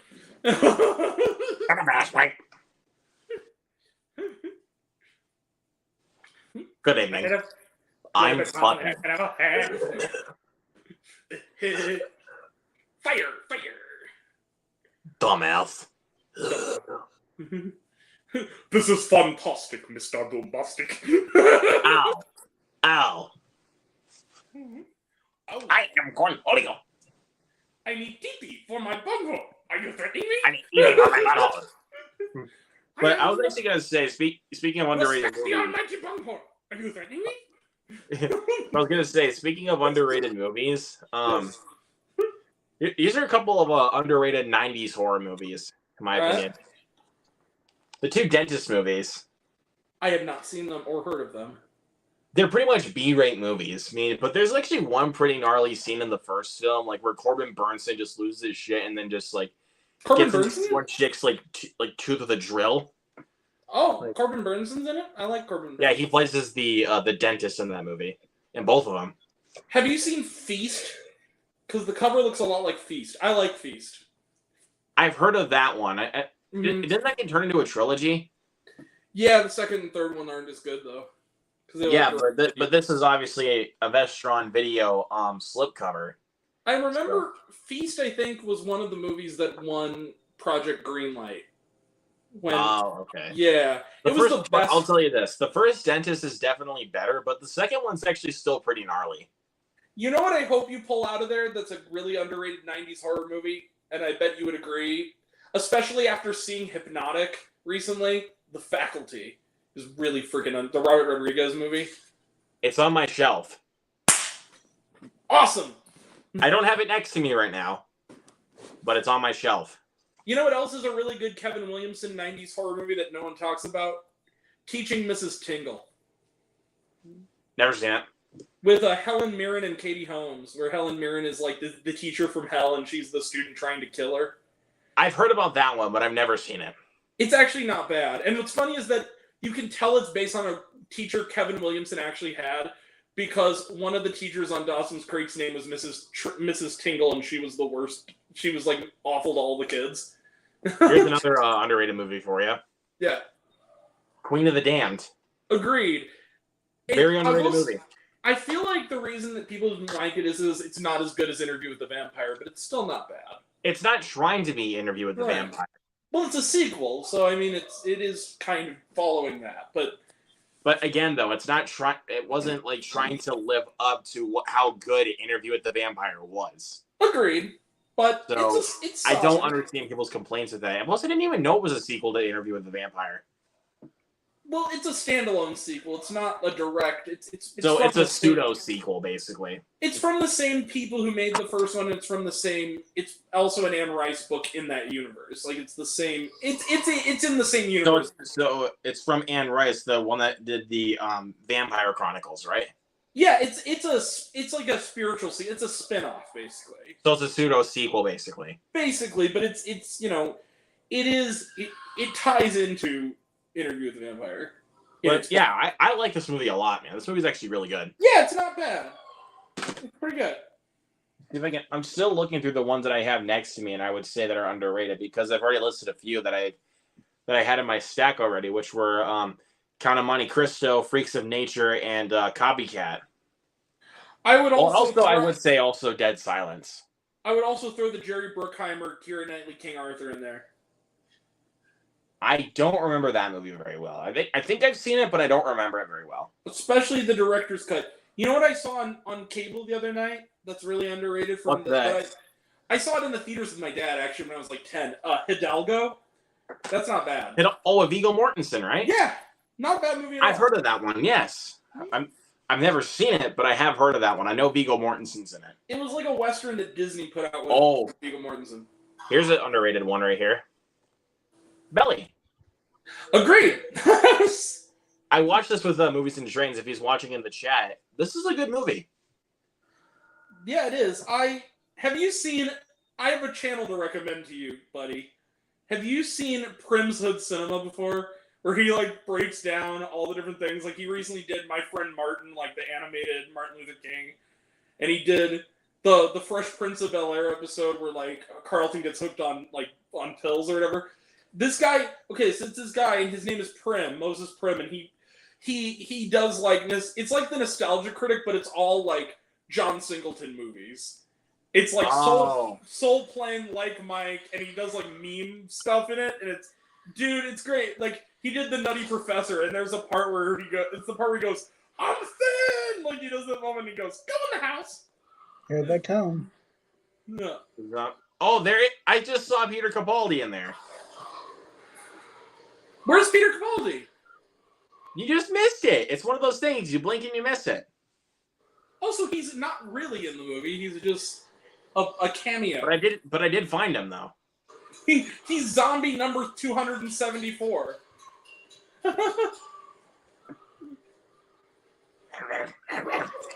Still the second best Doctor Who ever, as far as I'm concerned. Peter Capaldi. Then who's your first? Tennant, obviously. Yep. He's the best. Undeniably. And not just because he was the first one I saw as a kid. He's the best.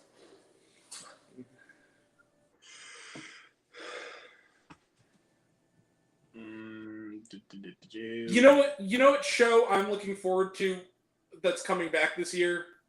What's that? Good Omens. I'm so excited for season 2 of that with David Tennant and Michael Sheen. Okay, but I found a couple more here. But right. you go ahead first. Sorry. Oh, okay. Trying to think. You know what's funny? Hypnotic, the one with Ben Affleck, the Robert Rodriguez. I kind of liked it a lot. I was kind of surprised because I was like, man, I feel like this is going to be a cult movie too. I just have a feeling this one is going to be. There's going to be an audience for this eventually. Not now, but like when it comes out on video or on streaming, it's gonna get a following because it's really unique in its approach to the story. You know. Yeah. Also, if you're gonna have a bad guy in a movie, William Fichtner is a good one to go for. William Fichtner? Fichtner. William Fichtner. That's how you pronounce his name.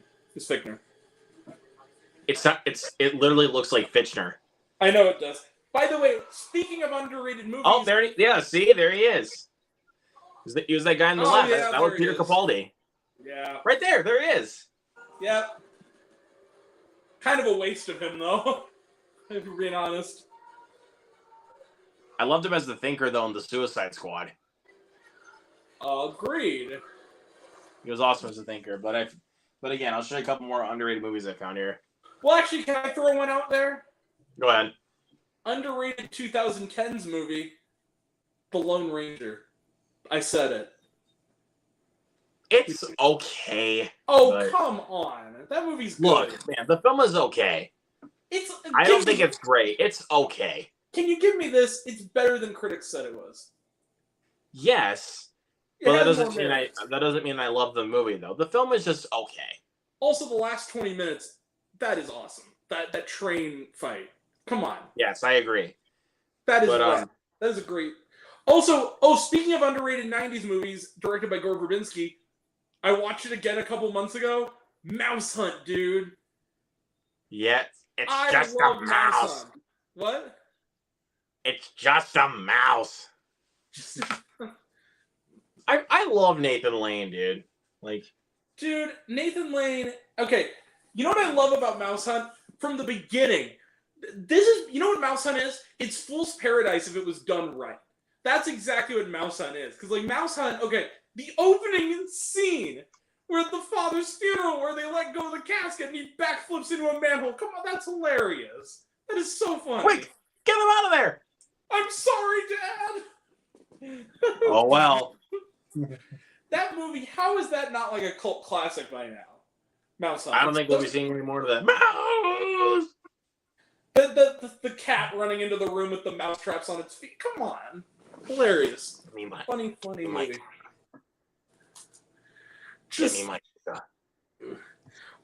We need a cat. We're talking a real mean pussy. I'm talking one mean pussy. I saw that movie in the theaters when I was 4 years old, and I think my mom thought it was Home Alone. Because that movie's kind of worked for a kid's movie. It's kind of dark and adult. And Christopher Walken's scene, when he's being dragged by the mouse. The exterminator guy, yeah. Yeah. Oh my god, dude. I felt so bad for him.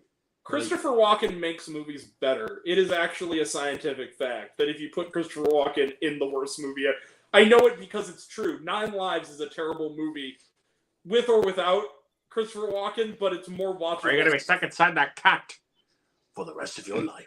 You know what's funny? I saw 9 Lives the same day I saw the first Suicide Squad, and I'll tell you this. I was going into 9 Lives going, this is going to be the best bad movie ever, and I'm like, it's the Shaggy Dog. It's really even not that bad. It's just kind of an average kid's fantasy comedy with a dude turning into a talking animal. It really, especially after Chris Evans, I give it an F. It's I wouldn't go that far. I've seen worse than this. I mean, it's harmless. It's just a dumb, stupid. But the Shaggy Dog, I have nostalgia with the Shaggy Dog. So. No. I like the Shaggy Dog. No, what I'm saying is the plot is the Shaggy Dog with a cat. It's the same movie. But the thing is okay, I don't think it's good. It's never really funny. but it's like it's not terrible. Like, I was expecting 9 Lives to be the Devil Conspiracy. It wasn't quite that fun. It just kind of was like, yeah, it's a kid's movie. It's a stupid talking animal movie. It's not homeward bound. It's like, yeah. All right, here's a couple more. So I got Jennifer Garner was funny in it. I will say Highlight. that. Dude, that movie's good, but it's fucked up. That's why I love it that much, because it's messed up. Claire Denis is a really good director. It took risks. It really did. And also, if Movies and Trains is watching this, thank you, buddy. Yeah. Lawless. That's an underrated movie right there. That's a good movie right there. Underrated. Really Nobody good. really talks about that. I just watched it like recently for the first time earlier this month. Man, this movie's awesome. I remember. Yeah, but nobody really talks about that. I remember. I will never forget Lawless for one reason. That was my first week of college when that came out. And I know this because I went to see Lawless with a friend of mine, and then he says, "Hey, dude, I have an idea. Let's go see the Oogie Loves and the Big Balloon Adventure after this." And I said, "What?" And he said, "Oh, dude, it'll be so bad." And I was like, "Fine." We saw one good movie today. We saw it, and man, I saw a good movie, and I saw one of the best bad movies ever in like the same Friday. Have you? Okay. If you notice on my Facebook, and I know Jared, you're not on my Facebook, but Luke is. Yes. Every year since the last 2 years, I've done a continuing April Fool's prank called Cinematic Masterpieces, where I pretend a horrible movie's a genius, and there's a story arc. And this year I did the Oogie Loves and the Big Balloon Adventure, and I claimed that in my fictional alternate universe, Chaz Palminteri won the award for Best Supporting Actor for his role as Milky Marvin, the milkshake shop owner. And the best thing about Oogie Loves and the Big Balloon Adventure is the fact that, okay, I love that movie, and it's terrible. But the best part about it is I said that I was in it's like, exterior mental hospital. What's wrong with Grant, doctor? It's like, he watched the Oogie Loves and the Big Balloon Adventure. And he goes, "Oh, dear God." He goes, "Grant, can you hear me? 1, 2, 1, 2, 3. Windy window, what do you see?" Dear Lord. That movie has become so famous in my house at this point that we were trying to check if our internet connection was working. Our tower went out for like 2 minutes.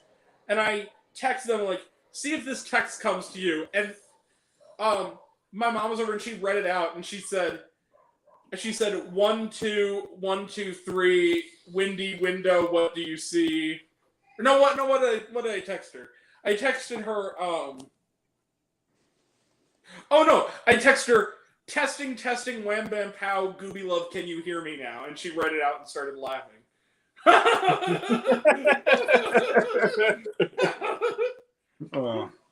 The best, can I tell you this? The best review I've ever heard of that movie is from Linoleum Knife. And it's they're doing the podcast and they're talking about the movie, and it's become like their favorite bad movie, and they go, "So the Oogie Loves and the Big Balloon Adventure," and then their friend who's over is like, "Can I say something?" He goes, "Please," and he goes, "The vacuum cleaner is trying to fuck the window." I was like, "It's that good."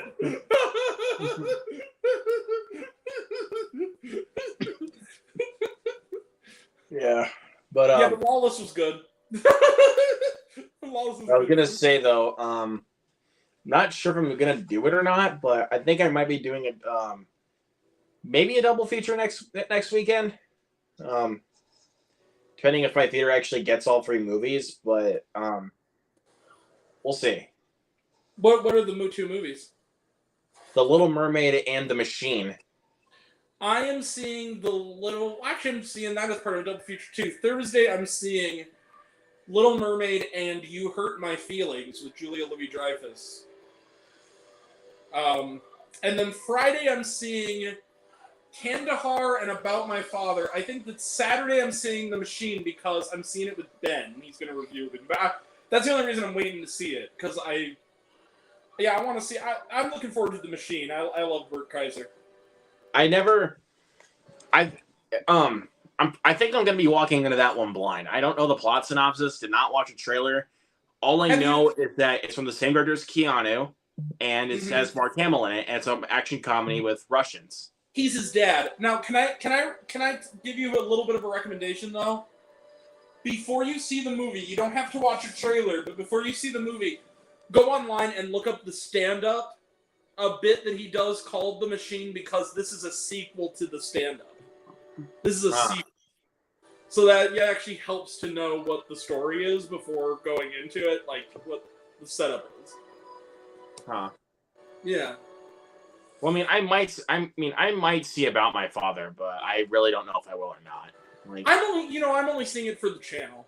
Like, if it were up to me, I'd probably just wait for that to be on streaming, because I like Sebastian Maniscalco, I like Robert De Niro, like, it looked kind of funny. The thing with the Peacock... I don't know, the trailers didn't really sell me on it, to be honest with you. I thought the Peacock gag was kind of funny. But that was... the thing with the peacock, where they're eating the peacock. That was fun, but it was just... That was funny in, like, a twisted sort of, like, that's just... Well, the reason that part was funny was not because of that. It was because of what happened right after, where they're burying the evidence, and he turns around to Darren and goes, "Why do I feel like you've done this before?" Like that. I like Sebastian Maniscalco, but I don't know.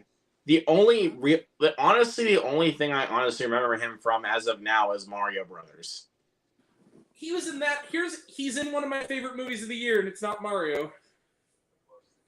But it's a movie that sadly not a lot of people saw because it didn't get a wide enough release, but it was Somewhere in Queens. He was the uncle in Somewhere in Queens. That was a great movie. Ray Romano's in that, isn't he? He not only was in it, he wrote and directed it. Dude, okay, I need to see this. High recommendation. So I had to go out, like... Okay, so here's the thing. I'm from Edwardsville, Illinois, which is right outside of St. Louis. And what's funny is that our two biggest claims to fame are these. One, they shot The Empty Man here. That's pretty rad. And I was there when they were filming it. They filmed it 3 years before it came out. And then second off, Laurie Metcalf grew up really not that far from my house, and she was friends with my mom. So, she's in Somewhere in Queens. She's Ray Romano's wife. I didn't know anything going into it. But I said, she's in it, I will travel out 25 minutes to the next theater over that's showing it to see it. It was like finding a diamond in the rough, dude. It's one of the best, it's such a good movie. It's like my number 6 of the year so far. It's so good. It's such a good, slice-of-life comedy drama about this family just trying to get the son, It's basically the kind of movie where it's a family trying to do its best for their son, and they're screwing up, but they love each other, and it's just such a feel-good, funny movie. I gotta wait for that one to hit streaming before I watch it. Yeah, look out for it. It's Roadside Attractions, so I think it'll be on Amazon Prime eventually. I think they do Lionsgate movies. Because it's Lionsgate and Roadside Attractions put it out. Makes sense, but yeah. I don't know. Love to see. I'm thinking, because, again, the ones that I want to see more are the ones I'm probably going to do a double feature on, which are The Little Mermaid and The Machine. You know what? Can I be honest with you? I think The Little Mermaid actually looks pretty good. I'm actually hearing positive things about it on Twitter. And here's the thing. I'm going to use your catchphrase, hot take. Hot take here. It's not really a catchphrase. That is an actual saying. Okay, well, hot take. I don't really like the original Little Mermaid. I don't really care. I feel like there's room for improvement already from the source material. It's not like The Lion King or Beauty and the Beast, where I feel like they really shouldn't be messed with. Little Mermaid you can mess with. I really kind of don't care. Well, we'll have to see where they go with this. And also, she seems like she's... I'll say this about, what was it? Halle Bailey? Yeah. She has a really lovely singing voice. Just from the trailer. She's singing... And I'll be honest, she is pretty, so... She's singing her ass off when she's singing, Part of Your World. She did... Yeah, dude. I was, stunned. How she was able to pull that off. I was like... Have you oh seen my god, dude, that's amazing. And she does it in a different register than in the cartoon, but she does it well. Like, now here's where I run into trouble with her as a performer, and I don't blame her for this. Her sister was in Praise This. So hopefully she's... Fuck that movie. I hope she's the Catherine to her sister's Josephine Langford. I hope that she's the one who knows how to act. Then again, Josephine Langford is perfectly fine in the right material. I don't know. Well, I mean, I'm pretty sure she's going to be better than her sister. I'm calling it. She will, but like, I liked Moxie. She was good in that. She was actually one of the best parts of that, and she was only in a couple parts of that movie. But true. And I'll say this: I enjoyed the after movies, not for any good reasons. I enjoy them for. I've only seen the first two. The second one's the best one because it's so ridiculous. After we collided? I think that was number 2. Yep, right? After We Collided. Which one is the one that has the less talented Sprouse brother in it? Not Cole. Well, then and After We Fell or After Ever Happy. The one Dylan Sprouse. Okay, which one was that? Was the second one, wasn't it? With Dylan Sprouse, where he's like the other guy that she wants to bang. I don't know. Here's the other thing. I dropped off after that second one because I was like, "What is this?" Yeah. Well, look, Hero finds Tiffin. He was really good in The Woman King, playing a monster, but still, he was good in The Woman King. Yes. I mean, his character was pure evil, but he played it well. True. Then again, The Woman King was just a good movie. I mean, he was working with good material in that one. Yep.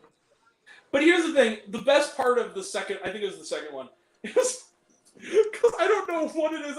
I don't know how this isn't a meme by now. Where he busts into the house, and he's in the shower. He's using the shower, and it looks like they hooked up, but they didn't. He's just using the shower, and he comes out in a towel, and he goes, "Oh, hey man, what's going on?" And he goes, "Fucking trouble." Yep. That should be they should do a remix of that. Fucking trouble. There we go. No, but like Catherine Langford, like 13 Reasons Why, Knives Out, Spontaneous, like Cursed. Like she's killing it, dude. Like she's really good. Yeah. She's a good actor. I agree. And look, I know that 13 Reasons Why has its problems, especially later on. Catherine Langford's performance is not one of them. She's really terrific in that show. Yep. All right. Yep, it's over now. So we kind of watched World War Z. Kind of. We go off the topic so much. I know. That's kind of the thing, though, with us. We have Revertigo. True. Have you ever seen How I Met Your Mother? For those who don't know, what Revertigo, that was a term coined by the character of Ted Mosby on How I Met Your Mother, which is a term meaning that when you reunite with friends you haven't seen in a while, you revert back to negative behaviors. Want to step up? You want to step up to the streets? Do you want to step up? Do you want to step up to the streets? Do you want to step up to me to the streets? I love that. Want to step up to the streets? Jason Segel, by the way, speaking of underrated freaking actors. I agree. Yes, Jason Segel. Love that man. Except for Windfall, that movie was ass. But everything else he's done. You know what's really good if you like I don't get why people like that movie. That movie sucks. Dude, nothing fucking happens in that movie. Nothing. There is no purpose to that movie. And don't even say Skinamarink. Skinamarink had a purpose. You just didn't see it. Now. Liar. No, it had a purpose. Here's the thing. Would you not agree, though, that in Windfall, the only thing that movie is 3 talented actors going from room to room, cursing each other out, going to another room, cursing each other out, and then Lily Collins shoots both of them and goes. That's the whole movie. That is the whole movie. It's so pretentious. At least, like, some of the conversations that at least intrigued me. Okay, but here's the thing. The setup of the movie, like, I'd say the first 20 minutes, I'm like, you know what? I could see this working. I like the idea that I like the reveal that like he's in their house and you don't know that it's not his house, and then they show up and it's like, oh, he's breaking in to steal. It's like, that was a nice reveal. I thought that some of that, but once it gets into its rhythms, it's just dull. It's just the same scene over and over, and then it's just over. There's no... You know what? Fool's Paradise had the exact same problem, is that the first 20 minutes were kind of cool, and it was kind of funny, and then once you realize, oh, Charlie Day is just going to run into one weirdo after another with no plot or purpose, then it's like, okay, same kind of scene, it's over. Cool. That's Which is too bad, because... And again, like, Fool's Paradise, if you've seen the trailer for it, the best gag in the movie is in the trailer, and it's at the very beginning. And the second scene in the movie. And if you've seen the trailer, you know what it is. And when I saw the trailer, I was like, that's a really funny, smart gag. If the whole movie's like that, it will be really funny. Nah, it's not. The gag is Charlie Day's in a mental hospital, and they're, like, describing... And it's, like, done like a serious scene with, like, dramatic music, and the doctor is saying to him, like, you know, he has the mental capacity of a 5-year-old, he hasn't spoken since he got here, all that stuff. And you think it's, like, a serious drama. Then he goes, you know, he need constant care. He need someone... Well, maybe if he was around someone sympathetic for an extended period of time, he'd talk again or something. And then they go, oh, that's intriguing. He goes... But we're not paying for any of that shit, so we're going to throw him on the next bus out of town. I'm like, that's funny. Yeah. That is funny. That is the funniest joke in the movie, and after that, it's like, oh, man. This is just what the movie is. It's just this guy being thrown from one weirdo to another. Played by a famous actor who's just there for the 2 scenes. Like, oh, Kate Beckinsale's there. You know what it's kind of like? Do you remember that episode of Nostalgia Critic when they did Chairman of the Board? And they would have Raquel Welch was in there, and she'd go, hello, Raquel Welch. Goodbye, Raquel Welch. That was the whole movie. It was like Fool's Paradise. It's like, hello, Kate Beckinsale. Goodbye, Kate Beckinsale. Hello, Catherine McNamara. Goodbye, Catherine McNamara. Hello, Jason Bateman. Goodbye, Jason Bateman. It was like the whole movie. Hello, Jason Sudeikis. Goodbye, Jason Sudeikis. I call it the glove foot. Because Grinder doesn't pay. It just hurts like a bitch. Literally. Is that from Horrible Bosses? No, it's from Chairman of the Board. Oh, see, Chairman of the Board is not a good movie. Well, it's bad, but I can enjoy it. Like, you know what the best joke from that episode is, though, by far? It's one of the best Nostalgia Critic cutaways ever. Is that when they're dressed as crash test dummies and they're going on like a joyride, and he goes, why are they dressed like crash test dummies, he may ask. He goes, I don't know, cheese. And then it just comes to a plate of cheese and goes, the cheese. It's as good as any answer. All right. Yeah. So let's wrap this up. Some of us right. That was World War Z, everybody. Yeah. Feels like more a hangout than a watch along. Yeah, no, but it was Knock at Your Bitch's Cabin Part 2, basically. Oh, fucking A. Except a lot less crazy. Like, you guys don't even know, because it's delisted now. It's crazy, dude. And no touchy of the remote. Thank you. Okay, hold on, before we say goodnight, I have to do this, because Luke wasn't here. Luke, this is what we did while we waited. Hold on. Don't be an ad. Okay, hold on. I have to play this for Luke. Oh, hell no. What's up, dog? This played in front of Blackberry. Actual fuck, bro. I don't have a computer. Stop over downloading. What the hell, man? Hold on. Not moving. I put a couple games on there and I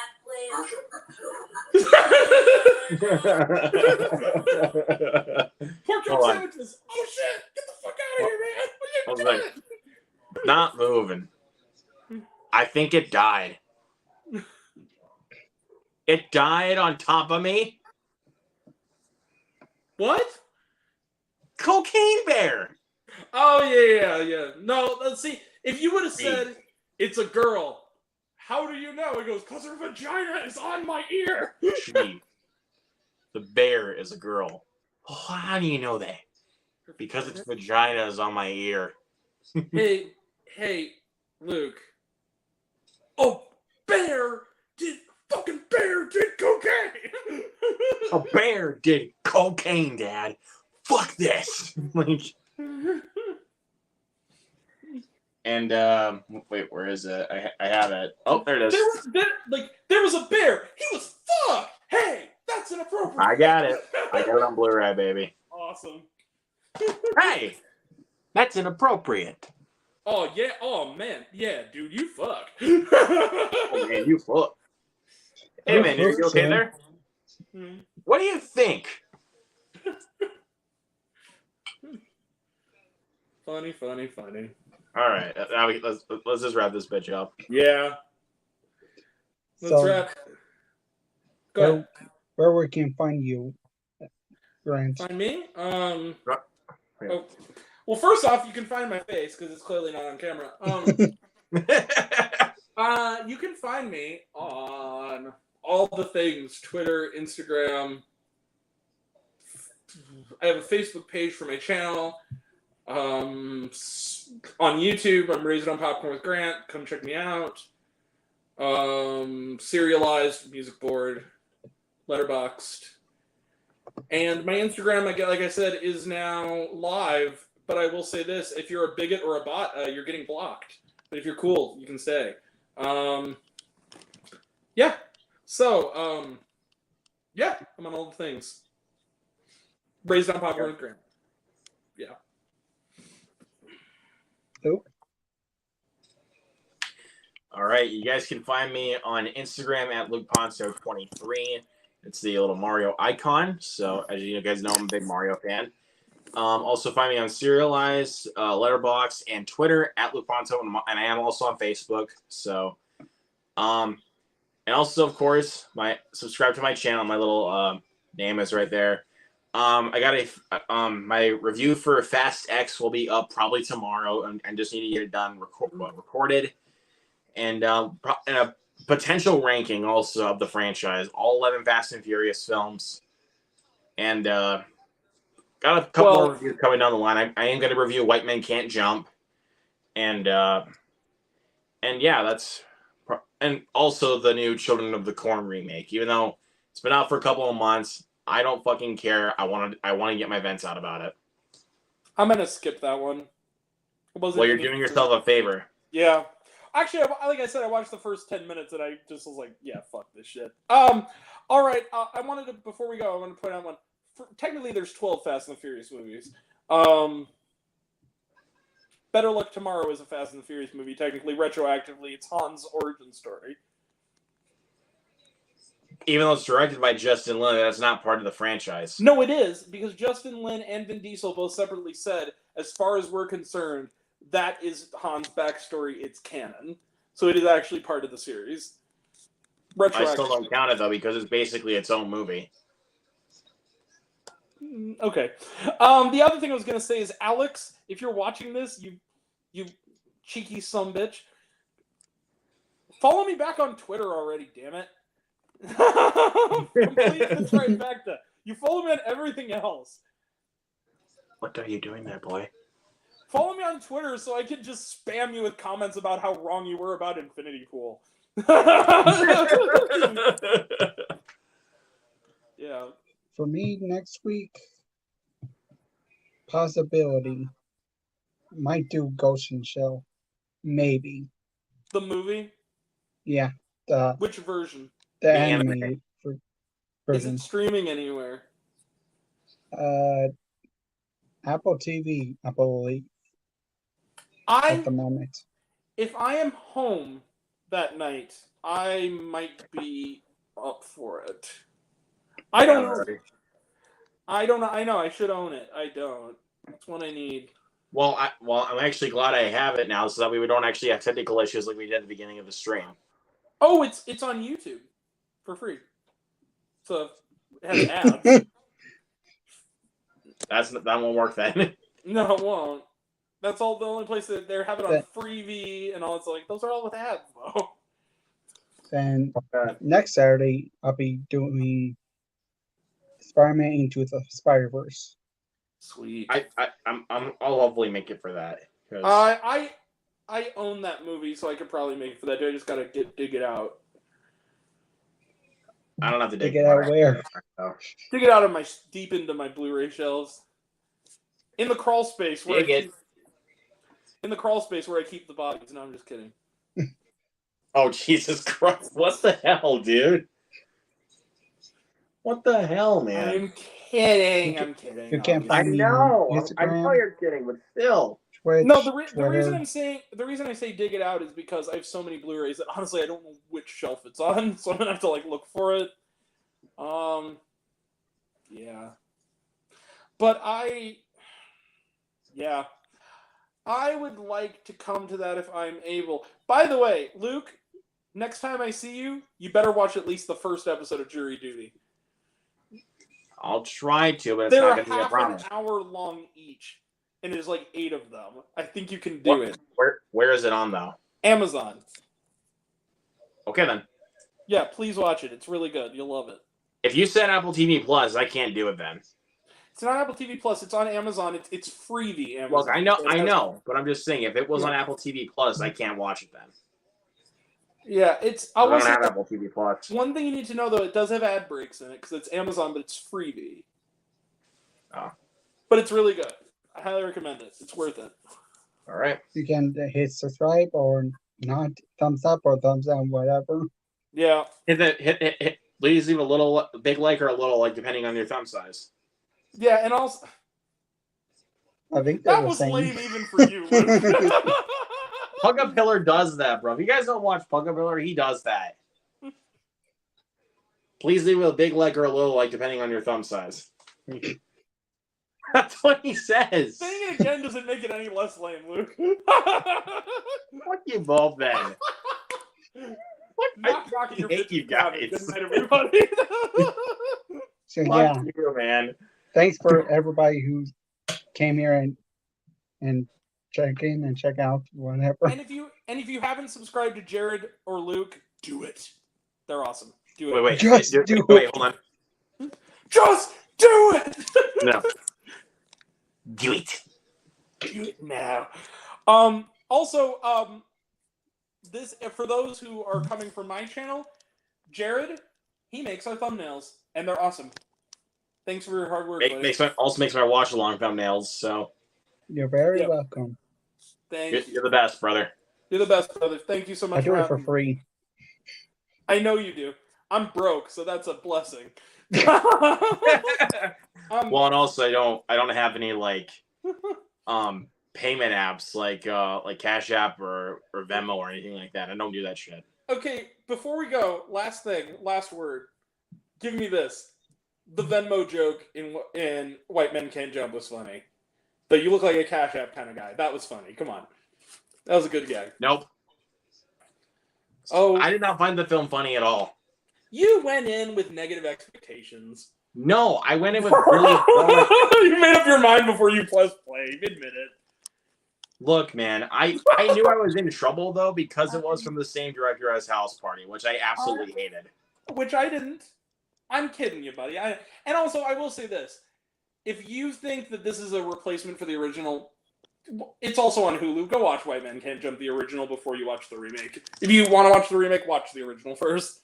It's really good. No, just watch the original. Don't watch the remake. I say you can watch the remake, but I would say this: if it's up one or the other, the original. Absolutely, any day. All right, bye everyone. Okay, now Peace we're out. good. Not gonna get your bitches. Bye. Peace. Peace.